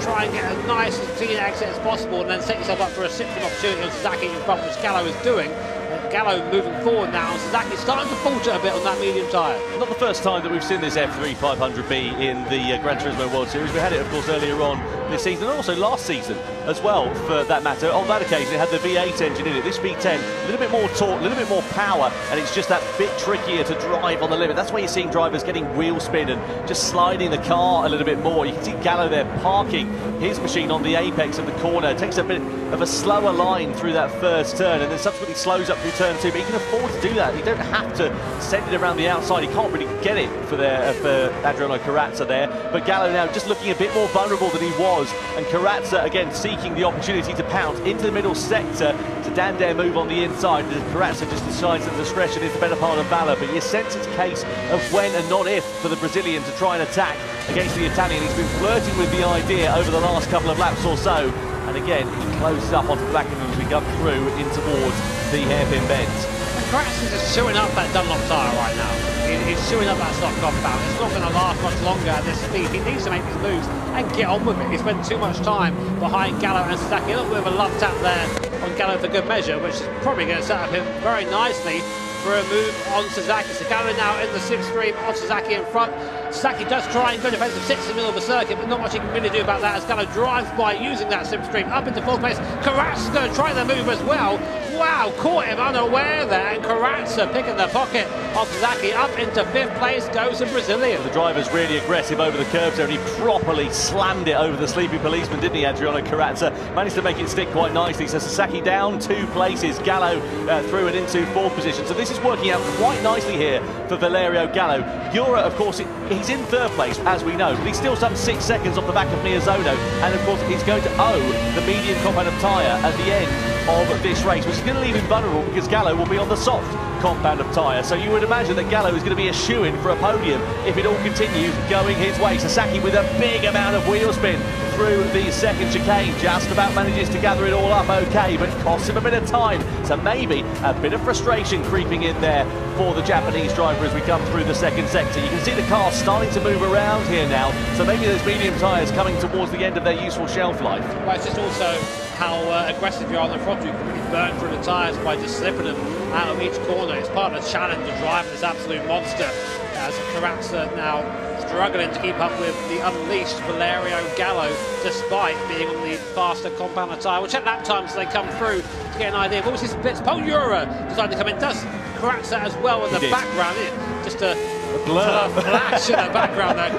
Wow. Yeah, so he's coming in now to get rid of that soft tyre. Gallo, this is a lap for him. He needs to get this right. It's be a strong lap for him. Same for Sasaki as well. But for Karatsa, he's had his best tyre now. Really got to just try and see what he can do from here. Yeah, damage limitation, isn't it, for Adriano Karatsa? He tried to do something different. It's sort of half worked out for him. He'll gain a few more places compared to where he started this race, but I don't think he's going to be a challenge for the podium for the Brazilian driver. Watch him prove us wrong. Here is Pol Urra then coming out of the pit lane, careful of the white line on the exit there. Another place where you can pick up one of those 3-second penalties. So you've got 3 drivers now on the soft compound of tyre, Barbara, De Bruyne and Cardinal. Meanwhile, this is Karatsa. Gallo and Sasaki are side by side in the foreground here, and look at this, Karatsa's just going to lunge, a very late move on the brakes, clatters it over the curb on the inside, but gets it stopped and just catches Sasaki very unawares, who has to take to the escape road, and well, you can see just how surprised the Japanese driver was. I'm not quite sure what the Japanese is to blind me, but I think that was it. Right there, here comes Serrano, yep, diving into the pit lane there, huge speed to the pit entry. My word, but yeah, what an opening stint from Jose Serrano. No one was close to his pace there at all, and that's what he needs. You know, he was saying he's feeling confident in himself, and you can see it in his driving. Just 0 mistakes, quietly aggressive, and just getting on with it. Relentless is the pace of Serrano, and if he keeps this up, it's going to be hard for anyone to catch him. Yeah, 4 seconds near enough the advantage he had over Takuma Miyazono prior to that pit stop. Subsequently 12 seconds over Valerio Gallo. Of course, Gallo's now in the pits. He's going to be on to the soft compound of tyre, so he'll be quicker than the top 2 in the closing stages of this race. But 12 seconds with, what, 7 laps to go. That's a meteoric amount of time for Gallo to close up. But, you know, if you see Serrano and Miyazono, if they start squabbling amongst one another, it's not out the realms of possibility, but it's a tall order for the Italian to start being involved in that battle for the victory. We'll see. Gallo, he likes a chase, does Gallo. He likes to be the one trying to gain position in the last couple of laps, so we'll see if he can do that. Gap there between Urra and Gallo, 2.7 seconds. That is a gap that will probably come down, and that's why we're saying about Gallo challenging for the race lead, because you would imagine it's a matter of when and not if you're going to see the Italian driver starting to fight and starting to challenge Urra. And if Urra hasn't got the grip underneath him on that medium compound of tyre, I don't think there's anything that he's going to be able to do to defend it. I don't think so either, mate. I mean, the cars are so much faster than that soft tyre, especially in these first couple of laps. They're fresh, they're hot off the blankets, and they're just very, very grippy. So here's the life point standings. If it ends like this, Jose Serrano has one hand on that trophy. I'm telling you, he's getting close. Meanwhile, the midfield battle is getting a little bit spicy as Kylian Dumont tries to come back through the field after being shunted off at T1 by Pol Urra. And they're trying to find a way by Angelo Estroza, newly crowned, of course, Manufacturers Series champion. Losing a place here to Dumont. Yep, definitely at the inside goes Dumont. They're trying to go side by side. You really can't go 2 by 2 through there without anyone having a mistake. And up into 7th goes Kylian Dumont. Yeah, lovely stuff there for Kylian Dumont. Jose Serrano, fastest lap for him is a 1:16.0. That's not quite the lap time he set last time around, because of course he's now on the medium compound of tyre, but he does hold that accolade so far in this race. The only other driver who's in the 1:16s on that last lap was Samuel Cardinal, who's a 16.6, and he's right down at the bottom of the order. So Kylian Drumont through this long right-hander. I drove this car and circuit combination yesterday. I have to say, I was really surprised at how brave you have to be to keep it fully planted through that right-hander. It looks quite easy watching it on the screen here, but when you're in the cockpit, I mean, it's pretty hairy. Yeah, twitchy, these cars. You know, they do have some aero, but not the amount we're used to today's race cars. Still looking at Kylian Drumont. Now looking at the back of Adriano Carazza, the Brazilian driver in front. What's Drumont going to do here? Oh, from 10 years back. I mean, Carazza had to open the steering there to let that happen. That's also opened him up from a fight there. Menestroza behind. Drumont, I get the impression that it's sort of, well, you know what? If I want to get shunted off, then I'm going to just drive super aggressively. These paces are mine. Back up to 6th place. Good recovery so far from the Frenchman. Yeah, I don't know what the French for sod it is, but he's certainly throwing it at it, isn't he? Here is Kylian Drumont. Through the final chicane we go, and across the timing line once again. Serrano it is that still leads the way. Oh, big lunge and a big, massive moment for Menestroza into the back of Adriano Carazza as he just misjudged his braking zone into the first corner. Manages to gather it up all okay, and not too much harm done there for the Chilean in the middle of all of that. But either way, a bit of desperation and a bit of a misjudgment for him there, and subsequently it's costing him, it could have cost him a little bit of time here. Meanwhile, Pol Urra, the gap coming down between himself and Valerio Gallo. 6/10 the difference last lap. Gallo there getting closer and closer on that soft compound of tyres. So the ideal spot to be having a move is, of course, into the last chicane here. And that's all done by setting up his hairpin nicely. So on the brakes there, very, very close. What's the gap now down the straight? It's about 7/10 of a second. So he will be getting a little bit of a draft here. Probably not enough to make a move. This will bring him right onto the back of Pol Urra's rear end. Opportunity knocks here for Kylian Drumont as well. Sasaki's picked up a penalty. You can see that with the red dot flashing next to his name. 0.8 of a second, so that's easily enough for him to close up onto the back and possibly challenge for that 5th position. We come through the final chicane though, meanwhile, with Gallo. And again, he just closed it up. Last time around in terms of the lap times, actually a lot quicker for Valerio Gallo. 1:16.1 for him. Pol Urra a 1:17 flat. That's the difference in terms of the tyres, and that's how much it's cost Pol Urra in this race. That moment that he had, the penalty that he suffered from subsequently, and well, a chance of victory slipping through his fingers certainly, and possibly a podium going away for the Spanish driver. And with that under threat, and if Gallo is able to find his way through, Serrano, as Jimmy said, is going to be edging ever closer to that title. Pol Urra goes defensive then. Gallo looks to pull to the outside as we come under the bridge in towards the chicane. He goes to the outside line. That's brave as we come over the chicane. He manages to make it stick. Gallo throwing caution to the wind, and as he moved up into the podium places. Yeah, I recognise that, Valerio Gallo. That's a 2021 champion Gallo move right there. That's how you do it. Round the outside. Urra being very respectful and giving him the room there to do so, but Gallo now hot on the heels of Takuma Miyazono. He's only got 4 laps left to do it though, so I'm unsure really if he has the time to get there, but if anyone's going to do it, it's going to be Valerio. So lap time last time round, Serrano putting in strong lap times in that medium, a high 16s. Here's a replay of that move then. Pol Urra goes defensive. Gallo goes round the outside there, just about runs the speed through. Urra gives him the room. That's a lovely move there by Gallo. Move of the race so far for sure. Yeah, well done there for Valerio Gallo. Exactly what he needed to do. Sasaki and Drumont there. We mentioned about it last time around because of the penalty that Sasaki had suffered. Both of these drivers are on the medium compound of tyre. Carazza and Drumont are also under investigation. Carazza's down in 10th place, and we were singing his praises earlier on, so I wonder if he was the fault of that and caused the incident. He's also under investigation for an incident with Kaida Brun there as well, so we'll try and pick the bones out of that one once we get a replay. Drumont though, as we sit on board with the Frenchman, again you sense that it's a missed opportunity for him here today in terms of the Nations Cup. He's won the Manufacturers Cup, but again just seems to be slipping through his fingers at the most crucial moments. I mean, again, not his fault what happened at the start of this one, but just wrong place, wrong time, and misfortune really is falling into his hands. Yeah, I mean, you can't control other people's application of the brake pedal, can you? It's unfortunate for him, but what you've got to do is get your head down and do the best you can with what you got, and Drumont is doing that. Now stalking Sasaki, trying to get back up into the top 5. Not close enough to do it here, but again, edging ever closer to the pace. Very strong from Drumont right now. Actually, I think one of the fastest cars on track, so what could have been, eh? Certainly could. Let's have a look then at Kylian Drumont. Sasaki goes to the defensive line at the first corner. holds the apex, holds the line into turn 2. De Bruyne picks up a 1 second penalty for a collision then, so he was deemed as the fault of that incident we saw with Adriano Carrazza coming up on our screen a little bit earlier on. Through the chicane we go, and Drummond again just had to get out the throttle a little bit there as he sits behind the Japanese driver. We're loving the action on track here at the Circuit Gilles Villeneuve, and if you haven't downloaded the Spec 3 update for GT7, get yourself onto it because you'll be able to drive this and also the brand new Yas Marina circuit. Of course, Yas Marina Abu Dhabi will be the home of the first World Series event in 2026. Sasaki a bit deep into their chicane, lost him a bit of time, leaves Drummond again a bit closer. Wonder if he'll think about a lunge into the hairpin or maybe set something up on the exit. Yeah, he's not interested in going for a move there. Look at that. He's going for that exit there, wide in and shallow out, and that's going to be a good way to try and get a run. The gap is only 3/10 of a second. So here's what the slipstream does. Sasaki is going over the grass. That won't help his defensive effort at all. Going defensive early. Drummond's going to be forced to go around the outside. He don't mind. He'll do that. Drummond trying the outside line. Very well defended by Sasaki. Is it though? They just both get through. Drummond up into 5th place. But look at the background. Ango Inestrosa with a much better run than both of them through there. Is also in contention. There's now 3 cars battling for 5th. And Inestrosa now right on the back of Sasaki. Through into the right-hander we go then. Inestrosa's ready to try and pounce. So Sasaki's lost 1 place, possibly set to lose another here to Angel Inestrosa. Out of turn 2 we go and down in towards the right-left.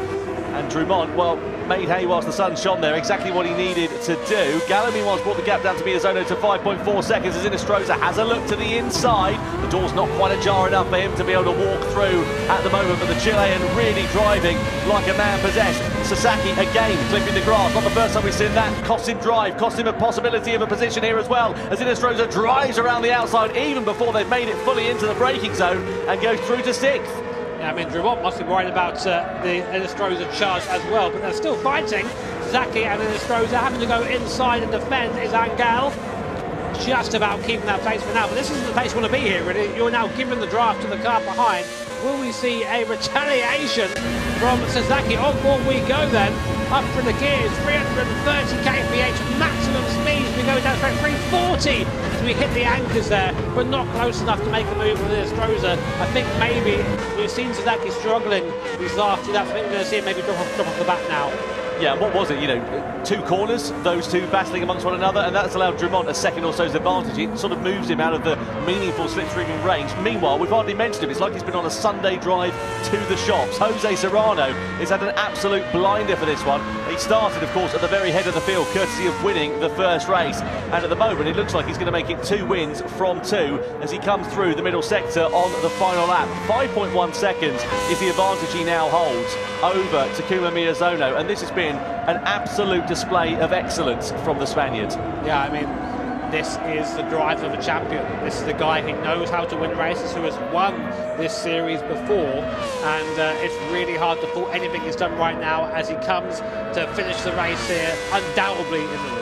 What a great job from Jose Serrano. Inestrosa's dropped down to 10th place, by the way. They're under investigation, Sasaki and Inestrosa, for that collision. Serrano, though, out of the final turn, he's going to win race 2 of the Nations Cup here for the Gran Turismo World Finals. 2 wins from 2 races for the Spaniard. Takuma Miyazono comes across the line in second, and Valerio Gallo will complete the podium. A fantastic drive from the Italian. Moves his way up from 7th on the grid to finish on the podium here at the Circuit de Gilles Villeneuve, ahead of Pol Urra and Kylian Drummond, who also recovered magnificently well after the misfortune he suffered on the opening lap. Sasaki in 6th place ahead of Guy Barbara, but that remains to be seen of whether Sasaki will hold that 6th place, because we saw Inestrosa going tumbling down the order on the final lap of racing, and we're not quite sure what happened. We'll have to try and pick the bones out of it, but a perfect start to life for Jose Serrano here in Fukuoka. Great way for him to continue his championship challenge, and the great performance that we've seen from the Spaniards. Looks calm, doesn't he? I mean, you wouldn't know he's 1 step away from being the 2025 Nations Cup champion. Yeah, great run by Serrano, can't fault him at all. A little bit of a shout out to Gallo and to Barbara, our biggest movers. They both gained 4 positions in that race, so very good recovery from them. But star of the show, undoubtedly this man, Jose Serrano, 1 step closer to that crown. Yeah, exactly what he wanted, exactly what he needed to do, Jose Serrano then, as he just talks to his fellow competitors on the stage. Let's get a look then at some highlights from that race. So it was a standing start. Jose Serrano was on the right, Drummond was on the left. The lights went out and we went racing, but keep an eye out for the cars from behind. Pol Urra bang into Miyazono, into Drummond, and then cost Drummond a chance of really challenging for anything meaningful in this race. He also ended up in the barrier on a second occasion there as well. Urra was given a 3-second penalty for his part in the incident and then had to fight his way back through the field. We had Sasaki who went down the order. Not a particularly brilliant race in terms of the final finishing position for the Japanese driver, but all eyes were on Valerio Gallo and at one point also Adriano Corazza as well, as they made some ascensions through the field. Then we had the pit stops in the mid-phase of the race. Serrano came out in a comfortable lead and we kept an eye, as we said, on Valerio Gallo on that soft compound of tyre as he challenged Pol Urra's final podium place. Drummond on his way back through the field, as you say, quite aggressive there. Don't blame him to make those moves. Here's Gallo making the move of the race. Look at that, all the way around the outside, man. That's making the highlight reel. Certainly was. Kylian Drummond then side by side here with Takuma Sasaki. This was an absolutely fantastic bit of driving from both of them, as a matter of fact, because there was so much respect but yet not much space. This was Serrano though cruising his way to a comfortable victory in the second race of the weekend. Jose Serrano taking the checkered flag and extending his lead at the top of the championship standings. Is it one hand now on the title for the Spaniard with one race left to play for? Well, there are your competitors on your screen, and it'll be all eyes and all focus on waiting for that final race, which of course is going to be double points as well. Red Bull X 2019 at the Nordschleife. So same circumstances as we had in 2024, which I think is going to be pretty interesting. See how this one works out. Yeah, I mean, like, there is a big gap going into this last round here. Of course, bear in mind that the double points can change things around. If Serrano has a horrible last race, finishes out on the points, Miyazono, Gallo, they can still win this thing. So definitely all to play for. But I mean, I wonder what's going through his mind right now. He's saying his confident interview earlier with Jules and with Sasha, and he was saying he's feeling good with himself, and he's driving super well. I've not seen a single mistake from him all weekend, to be honest. But it's not all done yet. The pressure must be building. And that's the thing, isn't it? It's you end up in that situation where the pressure builds, and it's that one simple mistake that can cost you. You know, if he makes an error on the opening lap of the grand final and drops himself down to 10th place, or whatever it might happen to be, then suddenly, again, the incident is completely turned on its head, and that championship, which looks pretty good at the moment, is not so good. It means that the situation is completely different. We are still waiting for confirmation of the results at the moment, courtesy of some investigations that we saw on that final lap. I believe the incident with Sasaki and Inestrosa is what is being looked at by the race stewards. There we are. We now have confirmation of the results. So there we go. Jose Serrano is crowned as the victor. Takuma Miyazono in second. Gallo is in third place. Urra in fourth ahead of Drummond, Sasaki. Barbara up to seventh place. Good race for the Australian ahead of Corazza, De Bruyn, and then Inestrosa, the final point on the board there. Samuel Cardinal, the only driver who failed to score for that one. Well, there we are, confirmation of the results here in Fukuoka, and Jose Serrano, of course, as we know, will extend his lead at the top of the table, and we'll see exactly by how much of an advantage he holds over the rest of the field going into the final race of the 2025 Gran Turismo World Series. I have to say, for Takuma Miyazono, of course, he's the reigning champion. It'll be a disappointment for him to possibly be losing out on that crown. But let's catch up then with Jose Serrano and also, I believe, Pol Urra as well. Yes, we are down on the floor now with Miyazono and Urra. They did really, really well. So first of all, okay, you're second in the points. I think it's 15 behind. How are you feeling? I guess we should probably talk a little bit about Kylian. Yeah, first of all, I want to apologize to him. It was all on me, so I have nothing to say about that. Just sorry for him, and sometimes mistakes happen. It was my time. I'm sorry for it. Yeah, no, it happens. It happens. 今ね15点差で2位にユラ選手も入ってるわけですけれども、最初のね接触ですけれども、わざとじゃなくて、時とこういうふうに起きてしまう自分のミスだったので本当に謝りたいと思っています。And with Miyazono, he's 1 point behind Urra, so third in the championship. 16点差、ユラ選手と1点差だと思うんですけれども、チャンピオンシップ3位。どうでしょう、ここからあと2レースありますが。はい、もう次で最後なんですけど。そうか、もう次で最後だ。そうだ。もう正直ポイント差が大きいので、優勝はかなり厳しいと思うんですけど、今年最後のレースなんでいいところを見せて、少しでもいい順位で終わりたいと思います。はい、So the next race is the last one. Point difference is quite huge, so I'm sure winning is not that easy, but I want to show my best to to the audience for the final race of the year. And Pol, one question for you, which was yesterday when we were talking to Jose, I was asking him about like if he's coming up to you, does he go as aggressive as anyone else? And he was like, no, I'm easier. But I feel like now, is it kind of, I mean, it's the final race. If it comes to, are you just gonna, I mean, I know you got like your Spanish brotherhood, but I don't know, it's the last race of the season. Are you gonna fight super aggressive? I mean, I don't think being aggressive will even solve the championship, as he's got a big margin already. So yeah, but I mean, I always try to race respectfully with everyone. From my side, there's always respect, and I think from his side as well. So, and yeah, for the final race, it will be the same, of course. はい、ポイントが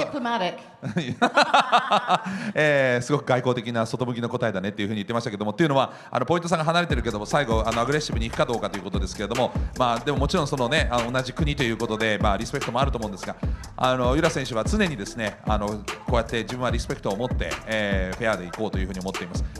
でセラーノ選手も同じだと思うので、そういった意味ではアグレッシブにいってもチャンピオンシップを変えるほど、ではポイント差が小さくないので、レースをしたいというふうに言っていますけれども。それに対して外交的ねって言ってますけれども、素晴らしい、スポーツマンシップですよね。拍手をお送りください。さあ、and for 宮園選手、最後素晴らしいレースを、ディフェンディングチャンピオンとして見せたいということですが、どんなレースしましょう。去年、最終ラップいい形で終われたので、セラーノのレースは壊すことなく、最後理想は2人でバチバチのバトルができたらなと思ってます。はい。So the final race, I don't want to ruin Serrano's race, but I want to fight side by side until the final lap in the final race. Just give him a good, nice, fun, slightly little bit of shoulders, yeah. ちょっと肩同士当てたりとか、ちょっと。Just yeah, you want a little bit. いやもうちょっと。はい、彼の今シーズンの頑張りはちょっと台無しにしたくないんで、そうですね、あんまり接触とかないようにレースは進めれたなと思ってます。I don't want to, ruin his hard work of the season, so no collisions, Yeah, okay, no, of course not. I was not suggesting that at all. I was just make it super fun. 楽しくしてほしいだけなんです。Right? Anyway, I think we've tortured them enough with questions. Yeah. Let's go back to Tom. Yeah, thank you very much, Sasha. Thanks to Jules there as well. So Jose Serrano, imperious form. Let's not forget 5 points was the advantage that he had going into this one. And, well, I mean, he's had the perfect weekend so far. Look at this. 41 points he now has at the top of the table. So a 15-point swing going into it with 24 left on the board. Yeah, a bit more of a reaction that time, wasn't there, Tom? He was a bit more, you see him a bit more out of breath. He's definitely won this there, but 2 wins so far. Can he make it a clean sweep in the grand final? It's going to take a lot for Valerio Gallo or Drummond to dethrone Jose Serrano, but anything can happen at the GT World Series events, and it does. Certainly does, yeah. I'm looking forward to seeing how this one is going to work out, because it is not all said and done. Just a reminder, of course, double points for that grand final. So a maximum of 24 on offer compared to the 12 that we've had in race 1 and race 2. And look at Urra's second place. It's very much under threat from Takuma Miyazono. Gallo's pushed himself right up there as well as Drummond, who still, despite the dramas he suffered in that race, is very much in contention in 5th position. Yeah, I mean, there's something there. I mean, there's definitely the podium up for grabs. 2nd and 3rd is by no means settled at this point. Even Sasaki, to say on the outside chance there, could have a chance to do that. Yep, absolutely right. So there, the grand final is about to get underway. Let's go down to Jules then and catch up with Igor Fraga.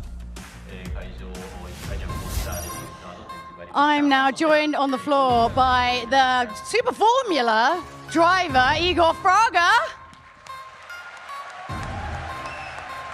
It's kind of cool to hear that, right? Yeah, it's cool. It's cool, yeah. I mean, obviously you would understand what these drivers up here are kind of feeling now. But we thought rather than, give them some advice that they won't pay attention to right now because they're focused, We thought it'd be really cute to show just how long you've been into racing for. So I spoke to your mum, and she sent me some pictures and videos to show them. Oh, wow. だから小さい頃の映像なんだね。あらかわいい。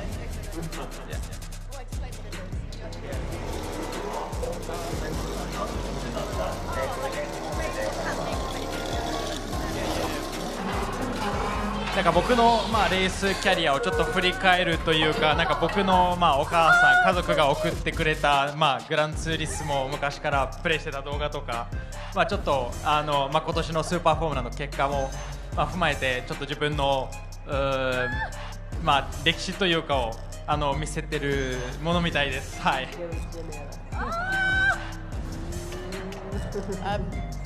Your mum sent me like a whole Google Drive of photos. There's a lot. Yeah. So she had this kind of always like how can I say? She was always filming everything. So since when I was racing karting and so on, like we have all the stuff documented. I know. It was there was a Brazilian TV here in Japan, so they was sending those videos to them, and they were doing the news about my races and stuff like that. So yeah, there's a bunch of things documented since karting and. Well, it's lovely to have you here. I'm glad we got to embarrass you, like a little bit. Chotto. Yes. But let's throw up to Tom and Jimmy and get this grand final underway. Yeah, cheers, Jules. Thank you to Igor Fraga there as well. Great to catch up with him. Great to see him playing Gran Turismo when he was a wee lad. Do you reckon he's prepared for that? Seeing a random picture of him as like a boy there, but yeah, I admired the driving style too. Lunged it in, definitely smashed the guy out of the way. The Jimmy Broadbent School of Driving. That's how you do it. Yeah, absolutely. Right, grand final time. One last race in 2025 to get underway for you. Looking forward to this one. Red Bull X 2019, Nürburgring 24-hour layouts, 3 different tyre compounds, 7 laps. Identical circumstances to what we had in 2024, but of course very different in terms of the championship picture going into this one. How do you see it playing out? Such a difficult circuit this to really get strategy in place for. I mean, we know the vast majority of the track is quite hard to overtake, so the idea really is just to have clean air. You don't be fighting round here or swobbling, because that increases your race time. You've got to think far ahead in this. So tyre strategy here, quite rich in possibilities here. I mean, racing hard tyre is nearly 10 seconds a lap slower than the racing soft. So the hard tyre is definitely lava. There is a strategy possible. We usually use it for 1 lap, but that does mean stretching that medium tyre maybe a bit further than it can go. Yeah, absolutely. It's going to be interesting to see how it all works out for the drivers. Of course, as we said, same circumstances as to what we had for the 2024 World Finals, when, of course, Takuma Miyazono went on to become champion once again in the Nations Cup. Have a look at this, just to guide you through exactly how it all broke down here 12 months ago. One final time in 2024, we are about to go racing. It's lights out and we are underway for the grand final of the Nations Cup in 2024 here at the Nürburgring. Around the outside to Kylian Drumont, and I don't think Miyazono's going to have anything left in his locker. Indeed he doesn't, and Drumont accelerates his way through effectively into a net race lead. Serrano crosses it now, slows down massively. Oh man, look at that. And Miyazono goes up and through into 3rd place. He made that look so easy. Before Miyazono go for a move here into the chicane, he's looking at it. Oh, he does! In the chicane, does at the inside, slows them all up though. So close to taking victory. It's going to be a big upset here indeed. He's parking his car. Takuma Miyazono is the 2024 Nations Cup champion of the world here in Amsterdam.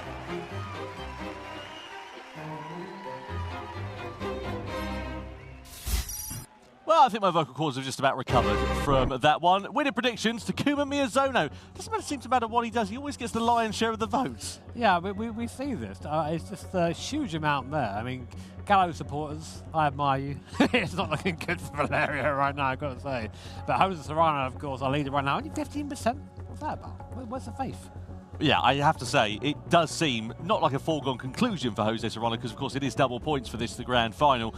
But I have to say, given his form that we've seen from him so far tonight, it is looking very, very positive for the Spaniard. That is the trophy that they all want to be holding aloft at the end of this evening. 24 points on offer for this grand final, and you can see the competitors getting themselves warmed up and ready to go. Jimmy, just put us in the cockpit here. What are the drivers thinking at this point of view? I mean, it's a long race. 7 laps doesn't sound like much, but it's a good 40 minutes with these X2019s. And these cars are fast. They demand a lot of concentration. So getting that strategy right in your brain, getting your action plan down before the start is kind of essential. But of course, one of the big properties of being a racing driver is your ability to adapt. So it's a tough place to be if you're one of those drivers right now.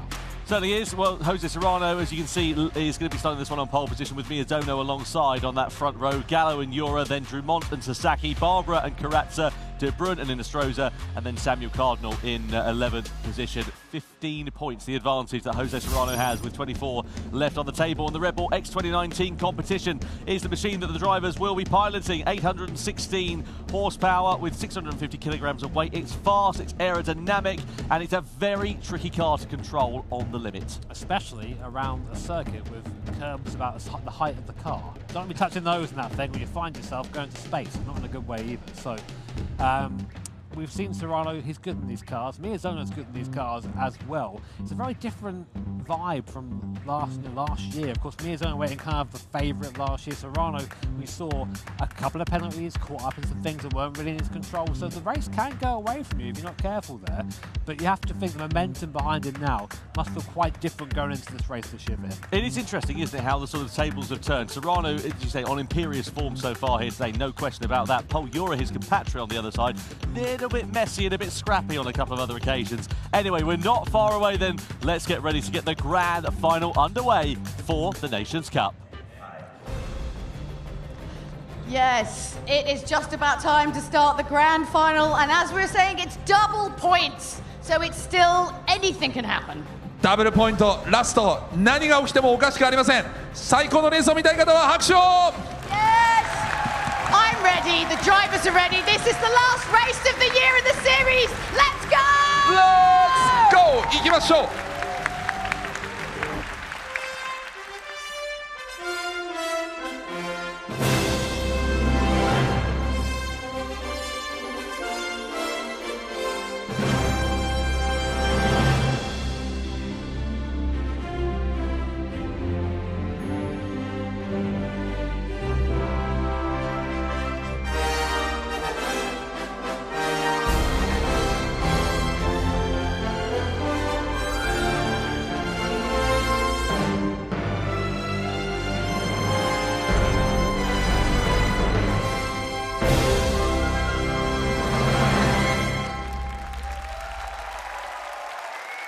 Comes down to this one, one race left in 2025 to crown our Nations Cup World Champion. And the man who has won 2 races so far here today is starting on pole position. Jose Serrano, the Spaniard, 15 points the advantage he has with 24 left on the table. Can he convert it into a second Nations Cup world title? Takuma Miyazono, the outgoing champion, potentially lines up on the front row of the grid with Valerio Gallo heading the second row and Pol Urra company alongside, who's been somewhat in the wars so far today. Kylian Drumont is in 5th position, the Frenchman, and he's joined by Takuma Sasaki in P6. Next up on the grid is Guy Barbara, the Australian, who made some good progress from where he started in that second race. He's got Adriano Corazza for company. Then it's Kai de Bruyne lining up in 9th position, who's had a bit of a dog stay at the office so far. Ankel Inestrosa completes it with P10, and the grid is rounded out by Samuel Cardinal, the Canadian driver, in 11th place. Now, of course, we have 3 different compounds of tyre, and the top 4 starting on the softs, the rest are on mediums and hards. Yeah, I mean, expected really. We tend to see the drivers hurry up the grid, go on those soft tyres and try and break away, but the last race here of 2025, all to play for here in the Nations Cup. Jose Serrano leading the field. He'll love that. We said before, he likes leading in the front. He's proved that already today in 2 races. What must be going through his head right now? Try and keep it calm, Jose. Absolutely. A lot of pressure on that young man's shoulders. Takuma Miyazono there in the middle of your picture as well. He would love to retain that crown, but it's going to be a fairly tall ask for the Spaniards. For the Japanese driver. Let's wait and see, with the Spaniard, of course, lining this one up on pole position. Valerio Gallo has been on great form so far this weekend as well. Let's see how the Italian can turn things around. The former Nations Cup champion himself. For one final time in 2025, we go racing as the grand final for the Nations Cup is underway. Jose Serrano leads them across the line with Miyazono, Gallo and Pol Urra for company. Into the braking zone, we see Miyazono lunging his way up the inside of Serrano. A bit too late though, and not quite enough for him to attack and take the position away, with Gallo looking for a move on the inside but not quite able to make it as well. So Serrano it is that leads from Miyazono, from Gallo as we come through the first part of the opening lap. The car snaked down through the Grand Prix version of the circuit here. Everyone just, I think, figuring out what they want to do, where they are, what their competitors' strategies are at the moment, of course. Through the hairpin at the bottom and now flat out back up the hill through the Michael Schumacher S. Easily flat in these X2019 machines, even with the dirty air here, as you then get through the last part of this GP circuit. This feels like child's play in comparison to what's coming next. The Nordschleife for the Northern Loop, where, well, really, where you become a proper driver. Absolutely, a lot of time for things to change in this race. We're coming through onto the Nordschleife. It's a very different circuit compared to this Grand Prix layout, Jimmy, as we mentioned earlier on. It's so one line through there, one at a time. You can't really overtake, so you still have to get it done at this part of the circuit. Yeah, I mean, you can overtake, there are places to do it, but the track narrows up considerably as you come onto this part of the track you can see now, and of course the curves extremely high here. These things are glued to the ground. Touch a curve at speed, and this thing's super easy just to eject yourself into the wall there. 300 kph before breaking through the section of Hassan back here. See Urra there flirting with the curve on the right-hand side. Just the speed for it is ridiculous, it really is. But this is where one of the mild overtaking opportunities here. He's come up towards blue flags, getting the draft. Miyazono giving the draft to Gallo, giving the draft to Urra. Serrano already 1.1 seconds up the road. Look at that. Amazing start from Jose. Yeah, brilliant. Exactly what he was expecting to do there. Miyazono now coming under pressure here from Valerio Gallo, who's got the inside line as we come through the left hand. And Miyazono just decided not to fight that one too much at this opening stage of the race. He actually indicated to get out of the way there. So I think maybe sensing the pace of Gallo, or just saying, I don't want to fight too much. Speaking of fighting, Pol Urra don't care. He's up into third place. Big dive from the Spaniard there. Not willing to give up on this title just yet. But Gallo now has been charged with leading or trying to get onto the back of Serrano. He's come through the foxhole now, up the top here, through into Adnau fourth. Really technical part of this circuit here. Really easy to spin the rear wheels in this thing, and on that soft tyre, they're going to try and make this tyre last a couple of laps. They can't afford to spin the wheel, to scrub the front tyres. It's all about precision and making sure you keep those tyres happy. And that's the thing as well, you've got to be very careful about how you play this strategy. If you go for an aggressive one and you decide to go an extra lap, I mean, that's different if you're competing at somewhere like Spa or the circuit you'll build that we've seen here tonight already. But here at the Nürburgring, of course, it's a very big circuit. You can't really afford to take that gamble. You've got to be a bit more planned. No, if you have a mistake here, you go on the grass, there is no runoff. You just go straight into that barrier, and it's never a small crash at the Nürburgring. So these guys will have that in the head and come now down to the midpoint of the circuit, down towards the town of Adana. You can just see it there in the background. Love a bit of currywurst on the right-hand side. You can get in the restaurant. Oh, I don't. Yeah, you learn to avoid that after a little while. But up through the hill now towards Bergwerk, when Nicolauda had his huge crash a long time ago now. But this is another spot where you can kind of use the toe up the hill and try and pull past someone. Serrano still edging that gap, 1.4 seconds now. If you stay on board with Miyazono, completely flat up here. You didn't feel like it, given the elevation, the bumps, and where the car turns here. But the aero of this car forces it into the ground, keeps that tyre contacting the road, keeps it quick up here. Nearly 200 mile an hour up here. It's gone towards the mid curve. Is it flat out in these cars? Easily, oh my word, that's fast. Look at Urra, he is all over the back of Valerio Gallo like a bad rash here, isn't he? Just trying to find his way through, but there's not really a gap to do so at the moment. That's the problem with this part of the circuit. As Jimmy said, it narrows up so much, and unless you're going to send it through on the inside, you can cost yourself more time, cost yourself a position, and maybe pick up a penalty for your troubles as well. Through the carousel we go. You can see wider there for Urra. It's going to cost him a bit of drive on the exit of that corner, and might leave him vulnerable to attack here from Takuma Miyazono. Yeah, really easy to sort of fall out the carousel there, and you lose a lot of time when that happens. Up the Hoak, now the highest point of the circuit, and now back downhill. But I always say it when we commentate here or watch one of these races, this last third of the track is probably the greatest stretch of racetrack in the world. The flow is just ridiculous, and in these cars, with all that aero, the corners come up sooner than you can deal with them. It's really a test of skill to get through her knees. And Gallo, you can see, he likes it. The gap down to 8/10 of a second there. And that's what that looks like. So what Gallo's trying to do here is get into slipstream range before we get to... Oh, mistake from Serrano. Yeah, Big off. So Gallo's... Oh, he gets onto the grass and trying to avoid him. He's off too. Oh, and Urra and Gallo spins. Oh, this is what I was talking about. You get onto the grass here. See Mick Hazal there reacting to that head in his hands.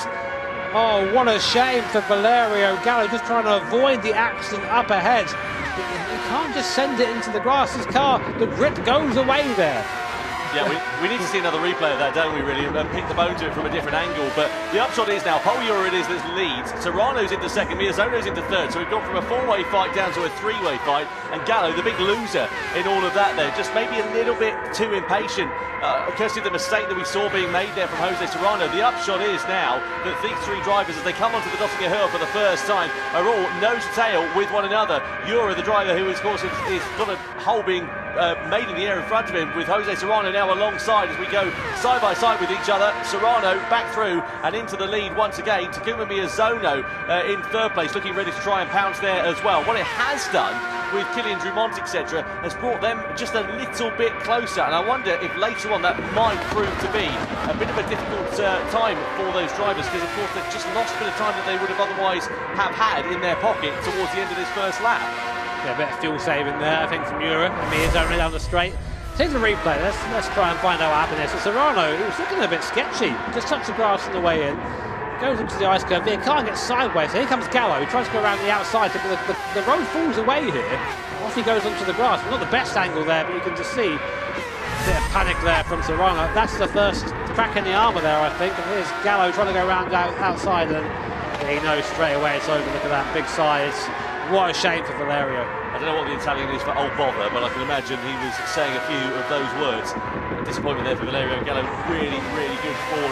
Great run from the Italian up until this point, but it's not over yet. Still plenty of time left in this race for the complexion of it to change. There is Takuma Miyazono, top left of your picture. Pol Urra in the bottom left of your picture. And Miyazono, again, just playing the patient game then here. Serrano's now got all the hard work to do all over again here, Jimmy, hasn't he? Only got 1.5 seconds at one point of the first lap in his pocket. Sort of came down a little bit with Valerio Gallo now closing down, but he's not in as comfortable position as he could otherwise have been. No, I mean, as I said, maybe the pressure, maybe he's feeling it now. This is a circuit where, I mean, it's such high concentration, you can really find yourself making mistakes. Here's a clear review of what happened. Here's Gallo. So, see Serrano in front, we go to the outside, just doesn't anticipate the corner coming up, and then just car gets away from him. I mean, these Red Bull X2019s have a lot of grip until you get onto the grass, and they have nothing. Yeah, that's the problem, is they are on a knife edge, aren't they? And that's the thing with the cars, they're very aerodynamic dependent, so as soon as you get out of that sort of aero range, you get onto the grass, you upset the balance, if you have a snap of oversteer, it's very hard to save it, because when they're on the limit of adhesion like these cars are, around corners such as this, you can turn them around with your little finger, basically, because there's just nothing to them. And when you get incidents like we saw there with Serrano and Gallo, it's a lot easier to do it than you might happen to imagine. The upshot is now Valerio Gallo's got a hell of a lot of work to do. He's 1.3 seconds off the back of Guy Barbara in 6th position. You can see in terms of the soft tyre as well, of course, it's used a lot of the useful shelf life. So the soft tyre runners are going to be coming into the pit lane at the end of this lap.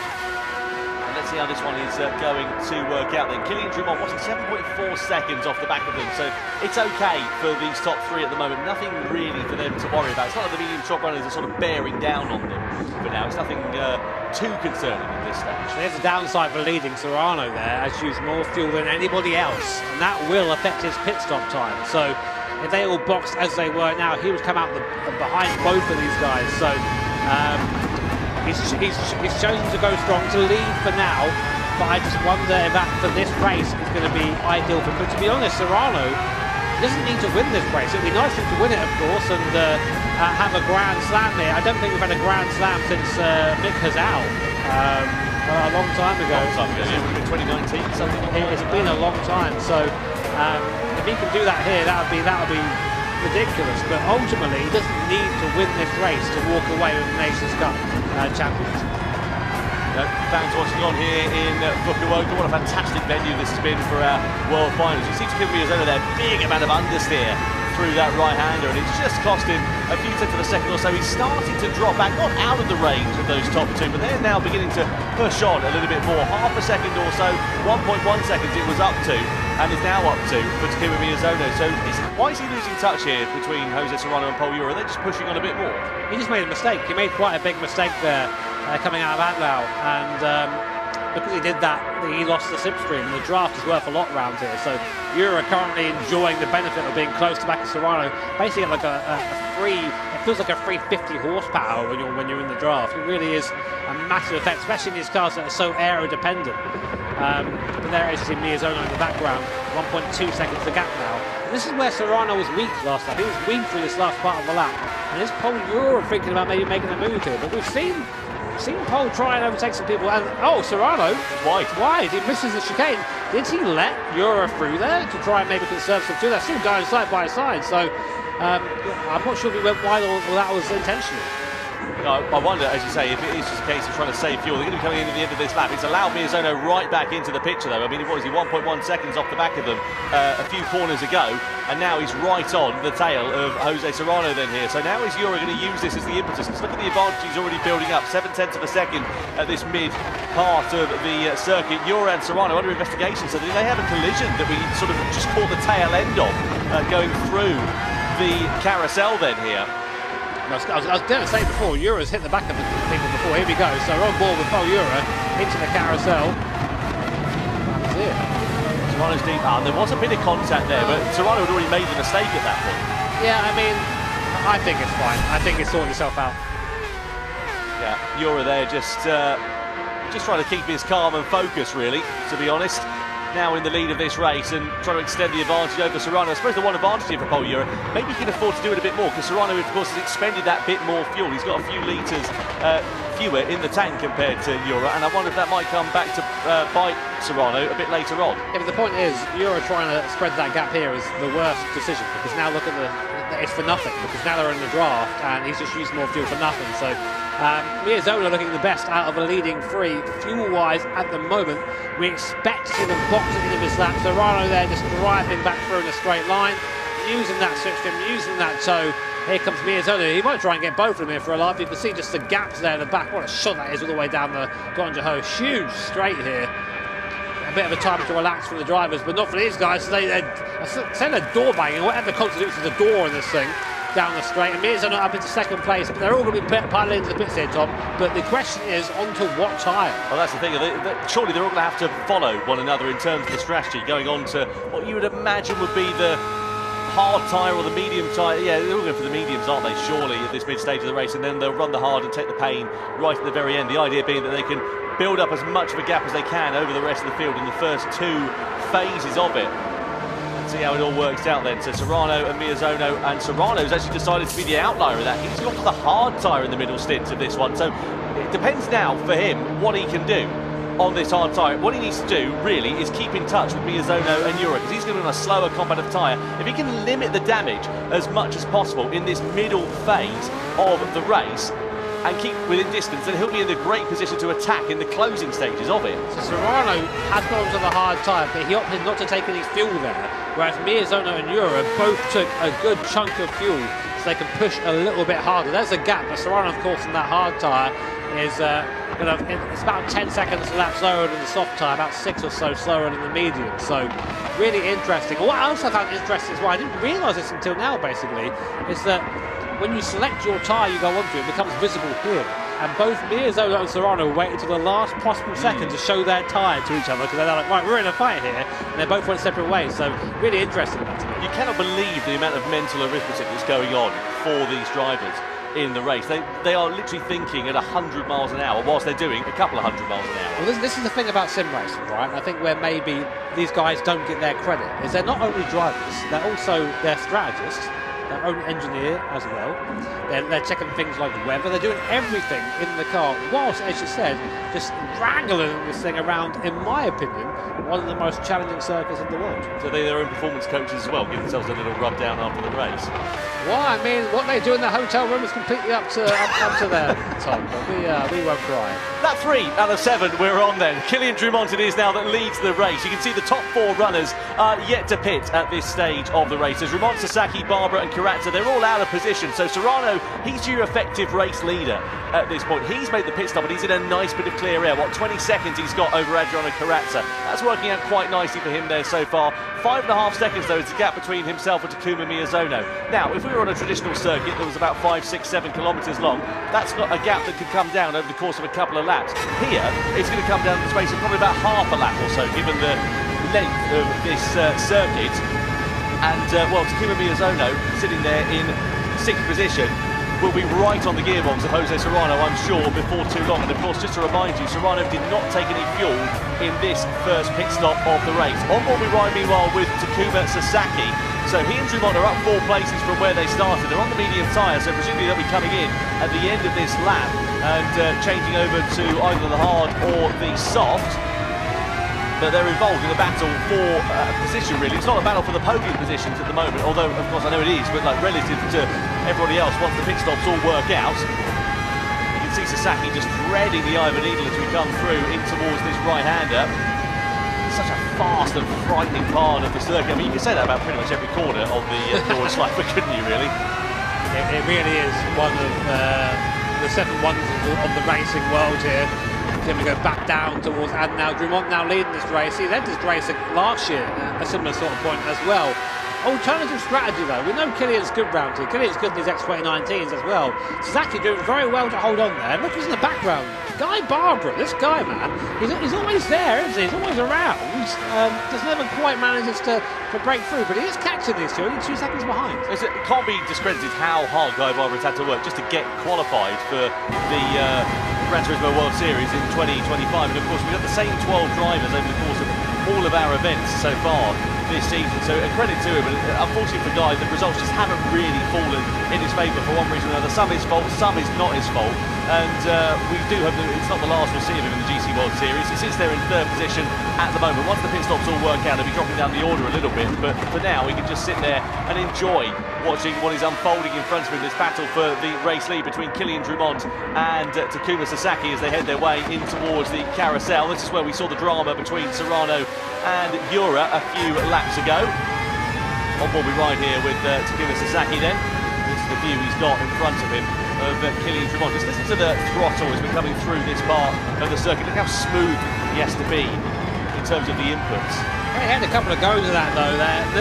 What you maybe don't see about this part of the course on your screen there is just how cambered it is. It's so important to put the car in the right part of the road. Otherwise, your car almost magically understeers. It's something that comes with experience for sure. These guys have that in space. Drumont there, I think, maybe it's a little bit quicker for this part of the circuit as we come into Bridgestone here, up towards the ice curve. Cool so because in the wet this thing is lethal through here. You can use the curve with the right a little bit, but not too much more, as Serrano found out. Now they come up to Flansguard. In a normal car, this is a jump, and these things, they are glued to the forward downforce. Small lift now to come up to the Baloff S, one of the scariest part of the circuit. The road just falls away from you.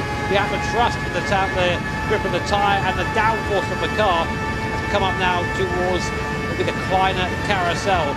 Very tricky corner this one. Anyone who's on mission 34 will know that. Drumont there suffering. I've been in that barrier so many times in Sim. Really hard to get that corner right.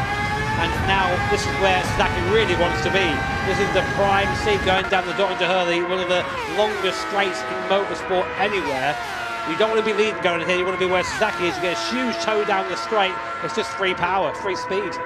Yeah, working out quite nicely here for Takuma Sasaki. Is he going to attack against Kilian Drumont? Is he just going to opt to save fuel at this point? Played the longer game in this race. He's not quite alongside Kilian Drumont. He's just sitting there in the slipstream, so I think he is deciding for that sort of smarter strategy here, maybe saving a couple of litres of fuel, which might prove to pay dividends when it comes down to the pit stops, because it's about 2 litres a second in terms of the total refuelling time, so everything you can gain will prove to be a benefit later on in the race. Out of the final turn we go then, in towards the pit lane and into the box for Kylian Drumont and for Takuma Sasaki.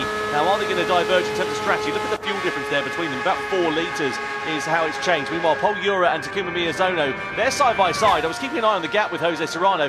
5.5 seconds it was. It still stayed at about 5 seconds, and despite being on the slower compound of tyre there for Jose Serrano, he's not lost too much time relative to everybody else. It's working out quite nicely for him so far. And the top 4 all in for the hard tyres and all taking fuel on board as well.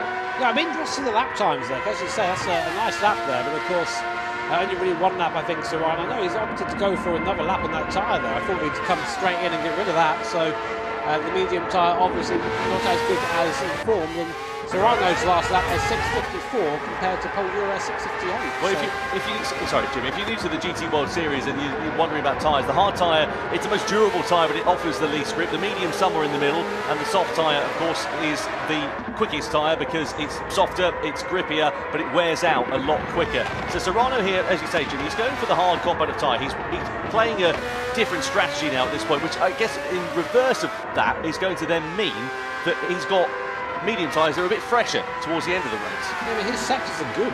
His sectors are really good. Like, he's keeping that car alive. I mean, he's not as fast as Urra and Miyazono, but he's fast enough to as you say, to put himself in a good position for his final stint. Anyway, on board with Valerio Gallo, recovering, of course, from that incident at the start of the race.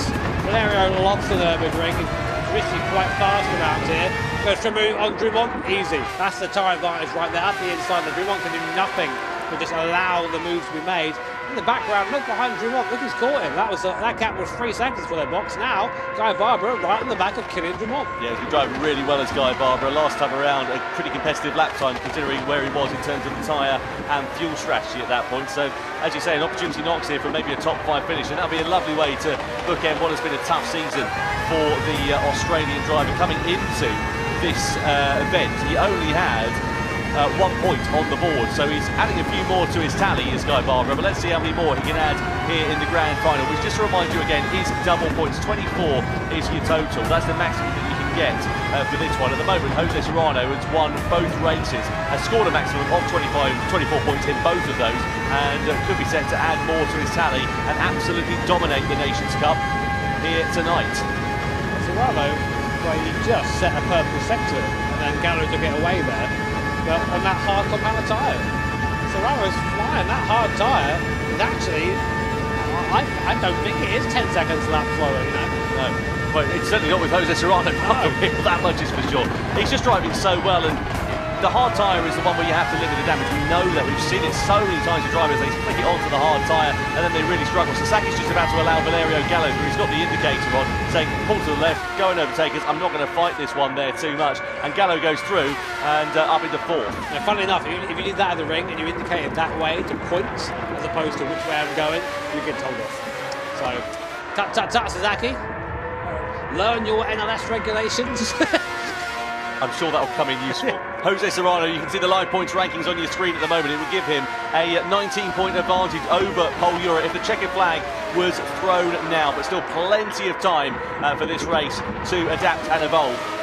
Miyazono there in 3rd place. He'll be right on the coattails of this one. So Valerio Gallo, who's in 4th position, he is in a good place here to move his way up, possibly into the top 3 positions in terms of the final order. What's he on at the moment? It would be 37 points if the checkered flag fell now, so he'd have a 4-point deficit to Takuma Miyazono to overhaul him for 3rd. He's got about 8 seconds to make up to do that time right now because of that spin earlier on. So the thing is, he is catching, but is he catching quick enough? So it's going to have to be a hell of a stint here from Gallo to try and upset that top 3. There is your leader right now, Jose Serrano, looking cool, calm and collected. This man 3.5 laps away from his first individual Nations Cup win, of course, part of Team Spain for 2023 when we had that format, but I really do think there is he must be having those thoughts now, he's starting to think about it. So if we look at Takuma Sasaki, Kylian Drumont, etc., all those drivers who are sort of in that mid-bubble, as it were, at the moment, how do you turn your race around at this point? You're sort of sat there a bit in no man's land, really, not in the podium battle, not, you know, on the fringes of the top 10.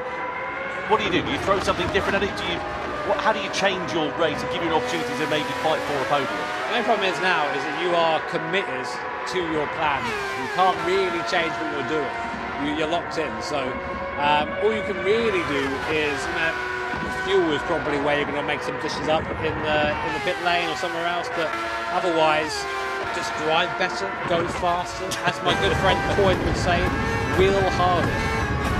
On board here we are with Italian Valerio. Look at him feathering the throttle through that right-handed. The problem with these cars, of course, they're very aerodynamic dependent, and he's in the dirty air all the way through this mid part of it, so he's costing him front downforce as he runs his way through this medium speed set of corners. So you just won't have the same grip as you would do for Takuma Sasaki, who of course is up front there running in clean air. You can see there Sasaki making a couple of little mistakes through there, and they are little mistakes, and again they're wide at Brunson, and it just allows Dumont to get out a little bit closer, not troubling a lot of these apexes of Sasaki. I think he's just hanging on for dear life through here, as it feels like, to be honest, when you drive through here.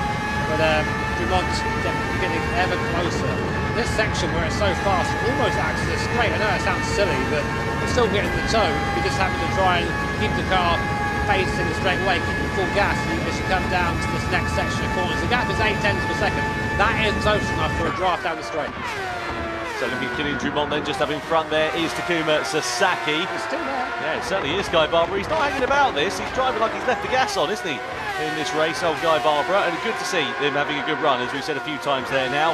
And he's right on the coattails, or closing up onto the coattails of those drivers in front. Look at Serrano in terms of the fuel, 2 litres left.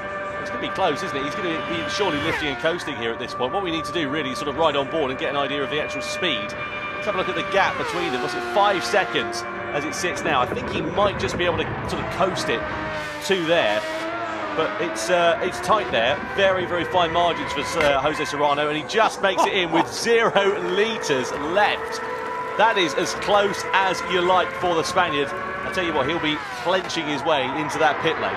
I thought I heard him cough there about that last corner, but no. I mean, it doesn't even look like he cares about that. I was here thinking it was over for Serrano. Like, yeah, just part of the plan, man. It's but all in hand, all in hand. So it's going to be a long fuel stop for Serrano now, or a longer stop, because he has to now fuel from 0 to the end of the race. So this thing's pretty thirsty as well. Unsurprisingly, it's a lot of power, a lot of downforce to push through that air. So it's a long pit stop. It feels like an eternity now for Serrano.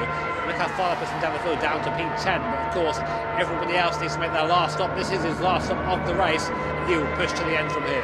And it's where he's going to emerge in the pack as well. What you want after a pit stop like this is to emerge in clear air. You don't want a car that's in front of you costing you time and downforce. And as we know, because it's so one line on the majority of the Nordschleife circuit, you're going to be hemorrhaging time. But thankfully for Jose Serrano, he comes out of the pit lane there in 11th position, so down in last place. But he's got, what, 13.5 seconds. So though he's down in last position at the moment, he's now in the effective race lead. All he needs to do is basically shrink that gap down to Samuel Cardinal as best he can on this medium compact tyre, fresher tyres relative to everybody else around him, and he'll be fine. It seems like that was quite a long field stop. I mean, I don't think he put too much in. I mean, he knows better than we do, obviously, with his strategy there, but it must feel like an eternity waiting for that to go in. I mean, I've got to be honest with you, given what it was like going into the pit lane, I'd just stick a couple more litres in the car. Yeah, I mean, I think he's got it. We'll see. I mean, we all know what happened to Kyle de Bruin last year, running out of fuel at the last corner, basically causing a pilot that cost Serrano a chance of winning the Nations Cup then. So I'm sure maybe he's thinking back to that, thinking, yeah, I'll put an extra litre in just to make sure. Yeah, no doubt about it. Speaking of Kyle de Bruin, actually, what a disappointing day he's had at the office. It's such a shame there, because there was a great promise with him getting pole position for that first race, and you kind of thought, oh yeah, okay, maybe now's the time. He's had a podium in the World Series this year, but other than that one-off podium, which I think was in London, if memory serves me correctly, it's just not really fallen in his favour. And we seem to talk about that last year as well, and again here tonight, same story seems to repeat itself. I mean, he's devastatingly fast over a single lap, but unfortunately he just doesn't quite have that consistency needed for that race pace. Can't quite convert. So yeah, I mean, it'll be a learning experience for Kai and for some of the other drivers that haven't performed as maybe they would have hoped to do so. But for now, we go back to this package. Exactly. Easy for you to say. Exactly, it's Sasaki. Drumont and Barbara in the background there, still holding on to the back of these guys. I do wonder where they're going to end up when we see the last stops at the front of the field. These guys on the hard compound tyres go on to the quicker compound. Will they come back at the cars in front? We'll have to wait and see. Well, this is what we saw last year, wasn't it? Where you get drivers, they stick it on to the soft cover of the tyre right at the end of the race. It gives them a massive amount of performance. So let's be fair, it's been a steady race, is being polite about it up until this point. In terms of on-track action, we've seen a few overtakes, but nothing really all that meaningful. A lot of these drivers, they're playing the long game. That's why you're not seeing Sasaki and Drummond knocking 7 bells out of each other at this stage. They're just waiting for the right opportunity to pounce. They're on the hard tyres, they're taking that pain now. And as Jimmy's quite rightly said, they're going to be on the soft tyre at the end of this one, which could bring them right back into play. The gap between themselves and Sasaki, what's that, 5 seconds or so. Sasaki owes the soft tyre there as well. So Sasaki is going to be the one that surely is going to be in the pouncings here, because he's only got 5.6 seconds to Valerio Gallo for that final place on the podium. Gallo is going to be on the hard tyre at the end of this one, so surely you would say Sasaki will be a bit of a bet for a challenge at least from the podium if the likes of Drummond, etc. are not able to close up. So these are crucial for this chasing pack. They have to maximise this hard tyre as much as they can anyway, put them in the best possible position to chase at the end of this race. Sasaki still leading up the hill from Drummond in the background. Barbara there as well. Good performance, as you said, from the Australian driver, really doing well. Really just showing that he can be at the sharp end of the field. Things seem to fall his way.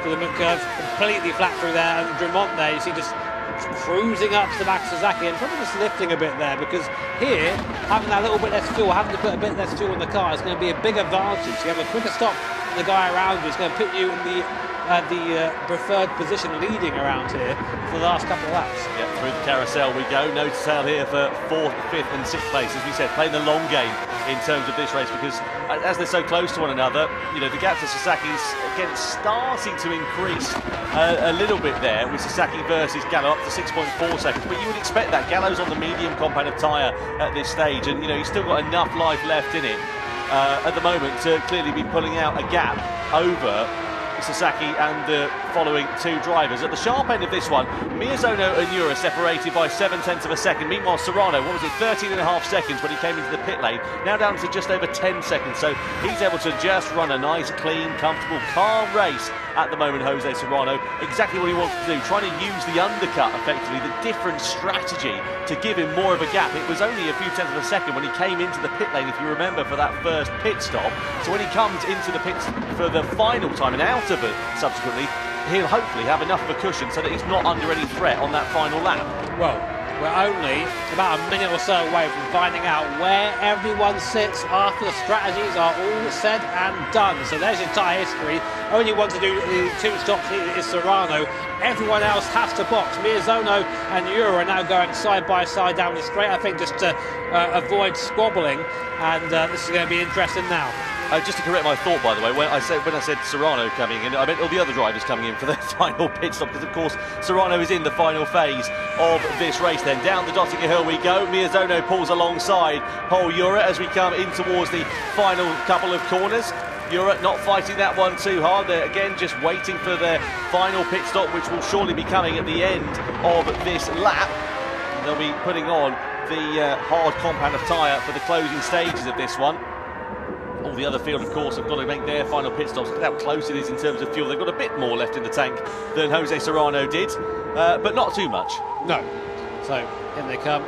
Hard compound of tyre all round. So, Drummond, Sasaki, Barbara, they now pit. They'll go onto that soft compound of tyre. They get to hunt rather than be the hunted for the last part of this race. 2 laps here then will decide the winner of the grand final. We'll keep an eye on Serrano. We'll see where he ends up. He's currently going down the back straight at the moment.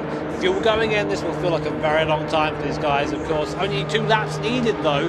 Much shorter than the stop Serrano had, having to fuel for that extra lap. There they go. Miyazono out, Urra out as well, so both moving. Miyazono opting for less fuel there than Urra, so less to play with whilst leading, but it seemed that he wanted to have track position. I think it's working out quite nicely here then for Jose Serrano, because although he's not going to gain track position in terms of the race lead at the moment, he's on the medium tyre for the closing stage of this one. So let's see how he comes out into the gap. What's it, 5.9 seconds, but he's got, what, 2 laps left to play with, and he's got a quicker compound of tyre relative to Urra and to Takuma Miyazono. They're now into the final phase of this race, onto the hard compound of tyre, but all they've got to do is try and keep Jose Serrano at bay for another lap and a half. Sounds easy. In principle, it's going to be very, very tough for them to do so. Yes, so Takuma Miyazono, the home driver here, leading the race at the moment, but for how long? Pol Urra 1.4 seconds behind on the same compounder tyre. Jose Serrano, current points leader, 5 seconds behind Pol Urra on the medium compounder tyre. Then there's a little bit of buffer between them and the soft runners. Watch out for Drummond, watch out for Sasaki, watch out for Guy Barbara. They're going to be charging in these last two laps. All to play for still here for the last two podium positions in the Nations Cup. But if Jose Serrano stays where he is right now, he will be champion. That will be going through his mind right now, Tom. Do I push? Do I keep it safe from here? It's harder than it sounds, trust me. Yeah, no doubt about it. In terms of second and third place as well, that will be very close, just 3 points in it. At the moment, if the checkered flag fell, it would be Miyazono on 49 points, 46 points there for Pol Urra. Let's have a look then at Sasaki versus Drummond. This is down the Dossigahur. Drummond on the attack against the Japanese driver as they came under the bridge. Nice and easy there between those two. Bit of contact. This is where we saw it all kicking off here 12 months ago, but Drummond able to get the better of the Japanese driver and through for fourth position. So a nice easy overtake there for the Frenchman as they've now made their final pit stops. Live points rankings, as you can see on your screen. So Serrano, third place would be enough for him to be crowned as the champion. Miyazono there ahead of Pol Urra. So in terms of second and third place in the standings, Miyazono needs to outscore Pol Urra to be able to do that. At the moment, it's enough for the Japanese driver, what looks to be the outgoing Nations Cup champion. So we'll see how that one is going to work out. 1.5 seconds is the gap between the top two.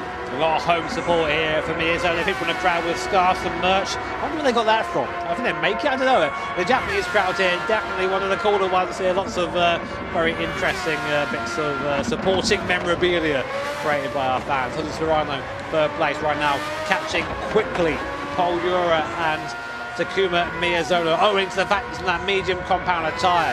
And he can just push to the end now. That tyre's going to last completely fine. And that'll be a really freeing thought if you're Serrano. You haven't got to save, you haven't got to worry about the car behind you. You can just push forward into the gap in front of you. And surely Pol Urra isn't going to fight too hard. You wouldn't have thought so, but you know, this is Gran Turismo, this is the World Finals, it's the last chance you've got to do it, and will you get a bit of desperation starting to creep in? We were talking about Valerio Gallo and his podium challenge. You can see he's there on the hard compounder tyre. Look at Drummond, Sasaki and Barbara. This is exactly what we were talking about a couple of laps ago. They're now closing right up on to the back of the Italian driver. And well, they've got enough time to be able to make it work. The problem is, are they going to come across him at the wrong time on the circuit? Because it's all well one thing closing up here at the Nordschleife, but getting past is such a difficult thing to do, even despite the massive difference in performance between the hard tyres on Gallo's car and the soft tyres on Drummond, Sasaki and Barbara. He's going to catch him in a really nice place. So just coming out of here there, he hasn't been slowed down at all, and now he's going to get a free draft all the way up the hill. So a really ideal spot for Drummond to catch Gallo. Will Gallo defend him? We know Gallo had a spin early on. He probably knows his race isn't going to get much better than it is right now. So I wonder how hard the Italian is going to defend. Drummond just cruising up to the back then of Valerio Gallo's X2019 car, punching a hole in the air. Will he try and go for a move here from the mud curve? He's getting closer and closer. Looks to the outside here. Will Gallo try and hold the position? He does. He's not going to get him for free. And they go side by side, breaking down there. But there's the soft compounder tyre. Oh, and wide goes Drummond. He hits the wall. He goes wide. Oh, my word. That could be it for Kylian Drummond there. Just pushing too hard. Gallo defending as he's entitled to do so, and Drummond just pushing wide into the wall. Well, under investigation for the collision there between Drummond and Valerio Gallo. Let's see what the stewards are able to pick the bones out of with that incident. The upshot is, as Jimmy said, that could easily prove to be the end of the podium challenge. Serrano now through on Pol Urra for second place, though, meanwhile, whilst that was all unfolding behind. So Pol Urra deciding that he can't hold up Jose Serrano, his compatriot at the moment. Serrano's next target, 1.9 seconds up the road. Takuma Miyazono, quicker compounder tyre on the Spaniards car. It's looking good for 3 wins in 3 races here tonight in the Nations Cup. He's still got a lap of bit to go. Big understeer. We saw him go off here earlier on, just about bring it back up again. Jose Serrano, look at him right now. Imagine what you must be feeling. The car is fast. You're on a quick tyre. You can see the gap to the car in front is coming down. And you know, if you can keep this together for just one more lap, you are going to be the Nations Cup champion of 2025. Here he comes then, through the last part of the circuit. I say that, we'll go back to a replay. This is Serrano and Urra. Urra actually made a mistake. That's why it was so easy to get by. Goes wide that whole act, and Serrano just drives through the gap there. So yeah, thank you very much, mate. Appreciate that. Off I go. I'm going to go chase down Takuma. Well, we've seen a couple of mistakes from the two Spaniards then here tonight, and Pol Urra, the latest one to do so. See the headlights now illuminating the darkness. Dumont and Gallo, it's been deemed a racing incident. Right call, I feel that was. As we come down the Dottinger Hill then for the penultimate time. The gap now between Miyazono and Serrano down to a second as they burst their way through and into the darkness. The trophy there on the bottom left-hand corner of your screen, that's the one that Jose Serrano wants to be holding aloft. Second place, as we know, would be more than enough for him to be crowned as the champion, but you always want to sign off on a win, don't you? No doubt about it for Jose Serrano. When is he going to pick his moment as we come through to begin the final lap of the 2025 Gran Turismo World Series? It's Miyazono that leads from the fast-charging, medium-shod Jose Serrano. Pol Urra sitting there in third place after that mistake cost him positions on that final lap, the last lap that we went on, penultimate lap of racing. And let's see how quickly Serrano can latch onto the back of Takuma Miyazono and attack the Japanese driver here. It's not over yet in the midfield either, Tom. We have Dumont, Barbaro, Sasaki. They've got by Gallo and are now chasing down Pol Urra. We think that soft tyres around 10 seconds lap faster than the hard tyre, and there is a 6-second gap between Dumont and Urra. And importantly, Miyazono too, so none of these drivers are safe, bar maybe Serrano. So things could all change in the championship. It seems Serrano's in the pound seat right now, but Miyazono and Urra both trying to make sure they get onto the podium here today. So, and they really will charge hard on this last lap. Here is Serrano then getting closer and closer to the Japanese driver. This must feel great right now, just being in this position for Jose Serrano. Miyazono slow off the corner. I think it's a done deal, Tom. Here it comes. Yeah, no doubt about it. He's in the slipstream then. Here is Jose Serrano on to Takuma Miyazono down into the chicane. He's got the inside line, and now he takes the race lead on the final lap. Jose Serrano is through to the front of the race with just a lap to go here at the Nordschleife as we come onto the circuit then. And now let's see how quickly Jose Serrano can pull away from Takuma Miyazono. This has been an absolute masterclass in terms of performance for the Spanish driver. Let's not forget, of course, he won the Nations Cup back in 2023 when it was a team effort back in that year, a sort of one-off, as it were. But this would be the first chance for him to be crowned individually as the Nations Cup champion. Third would have been enough. He didn't need to fight for second and indeed the lead of the race, as we just saw, but he wants to sign off with a victory, no doubt about it, and that's exactly what he is set to do here. So his 5 point standings here, if Kylian Dumont can get up into second place here, he will put himself on to the podium. He will knock Pol Urra or Takuma Miyazono off. So it's not over there for the last couple of podium places. Here's a replay of that move then. This must feel like a victory lap now for Jose Serrano up the inside of Takuma Miyazono. Not much resistance offered there by the Japanese driver. Neither had to go on and say, yeah, thanks mate, I appreciate that. I know you can't really fight me. And then off he goes, sparking down the hill there towards the compression at the bottom. What a beautiful image this is. Just a masterful strategy there from Jose Serrano. You know, took the pain in the middle stint there on the hard tyre, but clearly was calculating that, working out the fact that he was going to drop off the back, have that gap relative to the rest of the field, and just be in a nice, comfortable cushion, nice, comfortable position in the closing stages of that race. You know, able to run his own lines, run his own race, and ultimately it's that middle stint that's given him the chance of that victory, because he just kept so much pace on the hard tyres relative to everybody else. One Spaniard's pleasure, it's another one's pain. Pol Urra right now, looking in his mirror, will see this, a train of 3 very fast cars. Dumont, Barbara and Sasaki there, taking chunks and chunks out of the guys in front. The guy Barbara up into 5th position as well there, so he's also looking to try and end off the 2025 season on a high, but the gap down to only 2.8 seconds. So Kylian Dumont, you know, he must be thinking about that mistake he made on the last lap. That cost him about 1.5 seconds, that did. If he had not made that, he'd be with Pol Urra right now. I suppose the thing as well is Pol Urra also made a mistake a couple of laps ago as well, didn't he? So it's funny how it all ebbs and flows. We just saw Dumont and Barbara under investigation for a collision. We'll try and pick the bones out of that one. Not quite sure who was at fault for it. The stewards just having a look and seeing if anybody indeed was so. You can see Sasaki also still very much latched onto the back of Guy Barbara for 5th position there as well. In terms of the overall standings, it won't make too much of a difference for Guy Barbara. In terms of Takuma Sasaki, though, it could leapfrog him ahead of Valerio Gallo for 5th place in the standings if he's able to jump himself up the order potentially. We'll wait and see how that works out, though.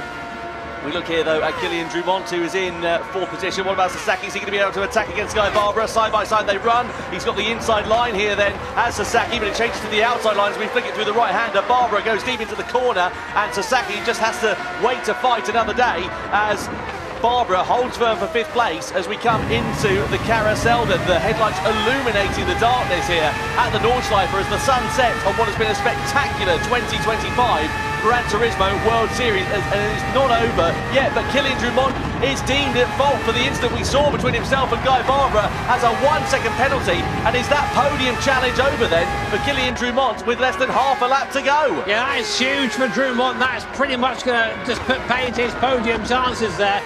It just goes to show that you have to be consistent. You can't be making these mistakes. You can't be having these contacts. And that really is a reflection of this whole series. One man who has been consistent throughout. To be fair, he made one mistake in this race, but he gathered it up very nicely. Jose Serrano leading out front. The gap is 3.3 seconds. He's only got a couple more corners left and the back straight between himself and putting his hands on that Nations Cup trophy.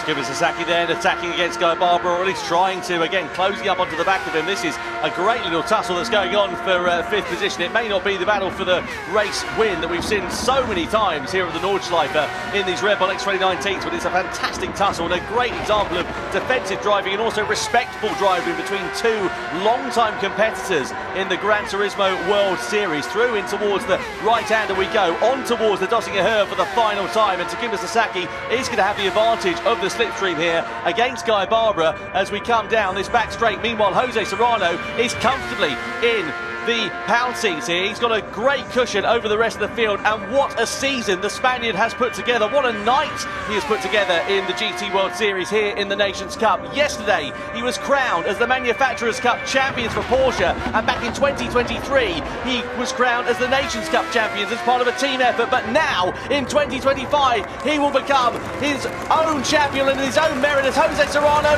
wins the grand final and becomes the Nations Cup champion of the world in 2025. Takuma Miyazono crosses the line in second place, and Pol Urra finishes in third position ahead of Guy Barbara, who gets the better of Drumont. Sasaki drops down to sixth place at the checkered flag.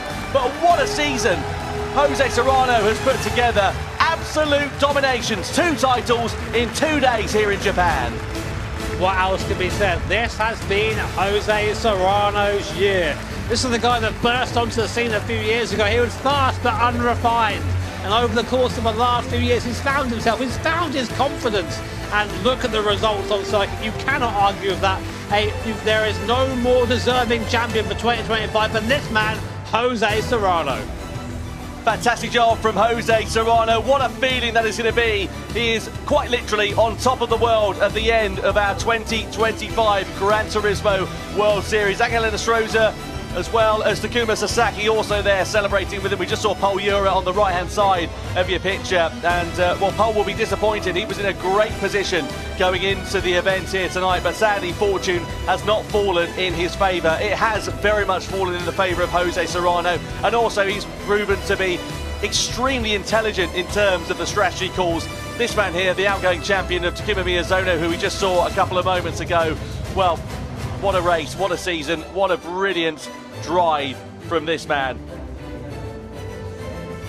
And now he can enjoy it in front of the crowd here in Japan as well. He'll be holding that trophy aloft before too long. You have to feel for Drumont, you have to feel for Valerio Gallo there. Both drivers, I think, within a shout of maybe being on the podium for the points there, but just mistakes, unfortunately, undoing that. But Serrano really shows intention from the get-go, leading there on the soft tyre. But this mistake earlier on, we thought maybe for a flash it could be over for him. Unfortunately, Gallo decided to accelerate into the instant, went into the grass there, and that was his race pretty much over on that one.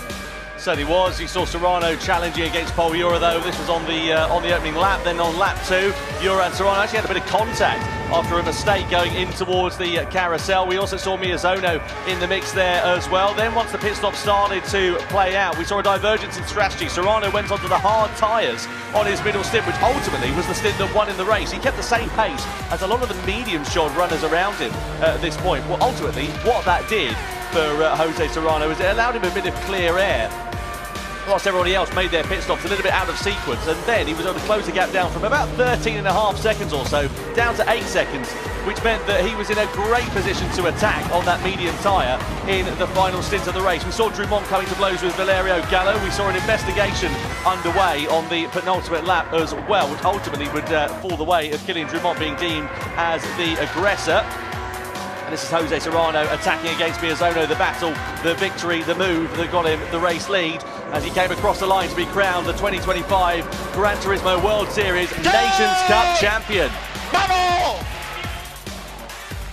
What a moment, what a feeling that is going to be for the Spaniard. 24 points maximum to score here tonight. Takuma Miyazono in second, Pol Urra is in third place. Points all the way down to 10th here in Fukuoka. A great way to end a very exciting season, and confirmation, 20 points the advantage that he gets. He couldn't have done any better at all this weekend. He won race 1, he won race 2, he wins the grand final. So you do a Grand Slam, and as I said, I don't think we've seen that since Mick Hazel. An amazing result for Jose Serrano. Absolutely brilliant from Jose Serrano. He won the championship back in 2023 as part of a team effort. Now he's the individual champion in 25. Let's go and catch up with him. Well, we are down on the floor with the winner, Jose Serrano. So not only did you win, but you won by like 20 points. That's crazy, eh? That's winning and some. Like, how do you feel right now? I mean, you've been super consistent. Like, all this year, you've been really dominant. How does it feel? Honestly, I have no words to describe my feeling right now. I'm super happy. For this year, it's almost perfect for me. Winning the Manufacturers Cup, Nations Cup today, so super happy. はい、言葉もないということですけれども、今年は本当にほぼ完璧で、昨日ねマニファクチャラーを勝って、そして今日はねネーションを勝って本当に嬉しいということですが、ほとんど完璧と言いましたけれども、ちょっとミスの時はどう思ったんでしょうか。You said almost perfect. You're finally you have time a little bit to relax, cool down, right? Relax. You know, what was in your mind when you made a slight mistake in the beginning? Well, honestly, I did a lot of mistakes during the... Really? You did? Yeah. During the soft tire, I did a lot of mistakes, but... Came in on 0% fuel. Yeah. That was amazing. Were you calculating that? Yeah, exactly. Wow. Are you really good at the petrol station? Can you do that? Yeah, like 40.0 kind of things, I right? need it to be 20 euros exactly. いやゼロで入ってきたのはもう計算通りだったということでね、ジュルスがね、ひょっとしてガソリンスタンド行った時にちょうどギリギリ20リッターとか入れることができる人ですかっていうふうに聞いてましたけどね、ちょっとずつね。Yeah, amazing. The strategy wise, you prepared everything, right? Yeah, the strategy was perfect. Last year I did the wrong strategy. I think I did soft, medium, and hard, and today I say, okay, I did another strategy and it works perfect, so happy. Also, no, please. Okay, can I just connect with the audience? Sorry. Yeah, 去年は間違った戦略をやったと思ったので、今年は戦略を練り直して完璧な戦略ができたということですね、ジョース。I'm too excited. I have no patience. I want to ask 48 questions. But you also, this is quite a fun fact. Would you like to know what Jose's maximum heart rate was during that race? 129. Wow, 心拍数。I feel like that's just me normally. 129。129というのがレース中の心拍数の最大だったそうです。Wow. You're too cool for school.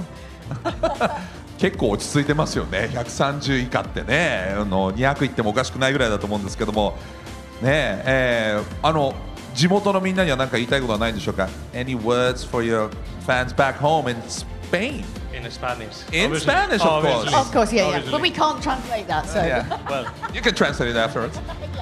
Bueno, por fin puedo hablar español aquí. Estoy muy contento por la victoria. Tenemos afición por ahí, la estamos viendo. Gracias a todos por levantaros temprano desde allí, desde casa. Gracias a todos por seguirme durante todo este año y tú durante todos estos años. Gracias a mi familia por el apoyo también. Gracias a mi equipo de eSports Team Falcons por todo el apoyo este año. Y pues nada, el título se viene a casa, chavales. You can see them behind you. Yeah. You see the flag. The Spanish flag. So, can I guess what the translation was? Was it thank you to my family, to my esports team? Yeah. Did I miss it? Anyone else? Thanks for the support or my supporters. That's it. That's it. Yeah. All right. Well, So that's from the floor. Back to you, Tom and Jimmy. Congratulations, vamos! Yeah, thank you very much indeed, Sasha. Thank you to Jules there as well. Jose Serrano there just thanking his friends, his family, thanking the Falcons team, thanking Gran Turismo, thanking everybody, basically, for what was a phenomenal season. You can see the outpouring of emotion for the Spaniard there and what it means to him to be crowned as the 2025 Gran Turismo World Series Nations Cup champion. Vote for your Dunlop driver of the day, Jose Serrano, Takuma Miyazono or Valerio Gallo are your options there. Get involved with it and let us know on YouTube who you think your driver of the day was from that one.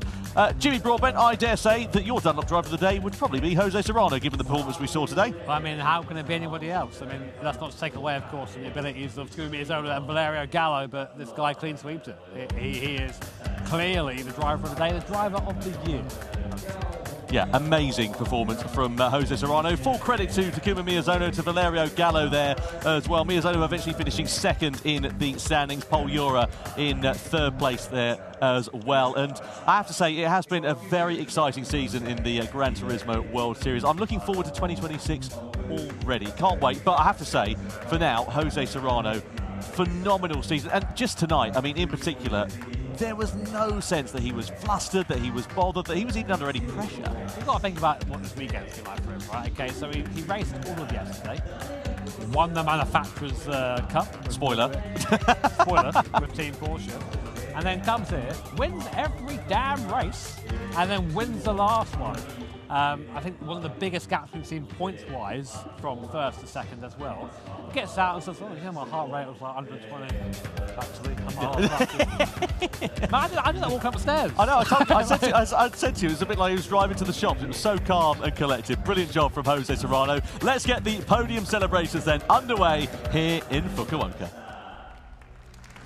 Podium celebrations about to begin here in Japan in front of the crowd for the Gran Turismo World Series World Finals. Please welcome on to the stage in third position for the GT World Series Nations Cup, it is Pol Urra! 表彰式ネーションズカップ第3位はポール・ユラスペイン Pol Urra being congratulated by the crowd. Please welcome in second place for the Gran Turismo World Series Nations Cup from Japan, it's Takuma Miyazono! そして2位は日本の宮園拓磨 And now, ladies and gentlemen, please welcome the 2025 Gran Turismo World Series Nations Cup World Champion from Spain, Jose Serrano! ネーションズカップチャンピオンスペインのホセ・セラノ Now, ladies and gentlemen, please stand if you're able for the national anthem of Spain. スペイン国歌起立をお願いします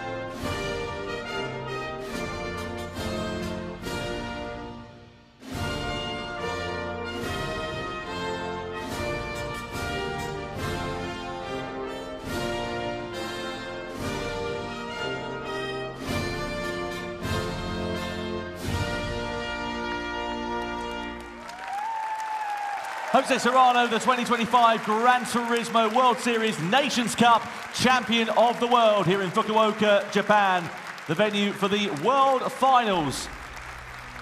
Now time for the podium trophies to be presented. Third place, Hitoshi Hino from Dunlop makes his way onto the stage. 3位のプレゼンターはダンロップの日野仁様です And Hino-san awarding the third place trophy to Spain's Pol Urra. 3位のポール・ユラにメダルを贈呈いたします。 Second place trophy being presented by Andreas Schicker from Corsair Fanatec as he makes his way onto the stage. 2位のプレゼンターはコルセールファナテックアンドレアス・シッカー様です。 The second place medal being presented to Japan's Takuma Miyazono. メダルが2位の宮園選手に贈られます。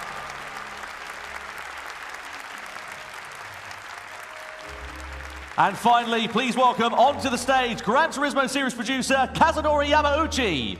そして1位のプレゼンターはグランツーリスモシリーズプロデューサーの山内和則さんです。 Yamauchi-san firstly presenting the medal to Jose Serrano. And now, the trophy. メダルに続いてトロフィーの贈呈です。 Jose Serrano, the 2025 Gran Turismo Nations Cup champion.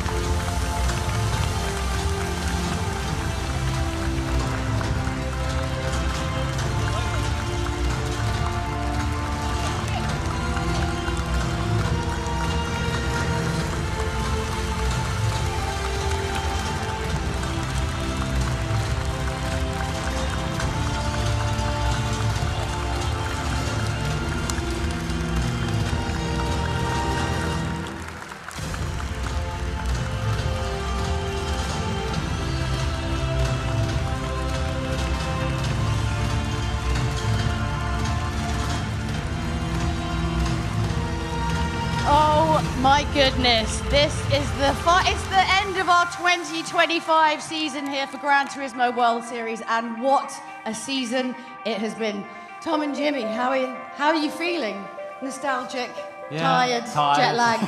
Very tired, very tired. We were treated to a lovely series of races tonight, and I think by far and away we have one of the most well-deserved Nations Cup champions of all of these events, and it was just a pleasure to watch it. Yeah, completely echoing the sentiments of Jimmy there. That was a masterclass from Jose Serrano. We saw some brilliant driving. Okay, we didn't quite get the grandstand finish that we're used to seeing in the GT World Series, but that was a fantastic display of just how to do it, call the strategy right, and ultimately consistency, as we know, that's what creates champions. Consistency is king, people! Yeah.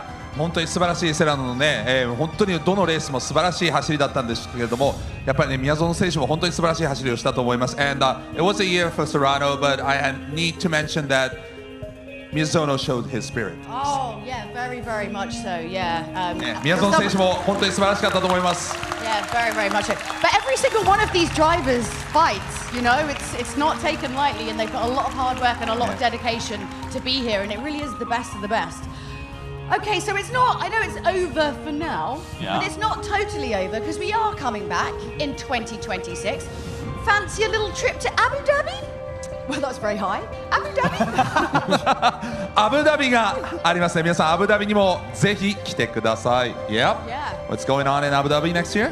Well, we're going. Round one of Gran Turismo World Series is going to be coming to you live from there. The first time we're going to the Middle East. That's very exciting for all of us and for all of the competitors. And we're excited to see, come and meet some of the community from the Middle East as well. I think that's going to be really nice. Absolutely, yeah. Really, really exciting venue for us. As you say, brand new venue for the GT World Series. Entering our 9th year, Jules. I can't believe it. We're getting so old. Yeah. 9th year 2026. 来年は9年目ということになりますけれども、初の中東のレース、アブダビ、ぜひ皆さん注目していただきたいと思います。第一戦です。Yeah. We're really old now, Sasha. Look at us. We need a before and after picture. Yeah. Year 1, year 9. We should. We really don't need to do that. We're going to set up in Zimmer frames next year, I reckon, or something like that. Well, I mean, I don't know what's going to happen in Abu Dhabi. I don't know. Well, look, it's been our sincere pleasure to bring you the Gran Turismo World Series for 2025. We will be back next year with more. Thank you for joining us. Goodbye. Sayonara.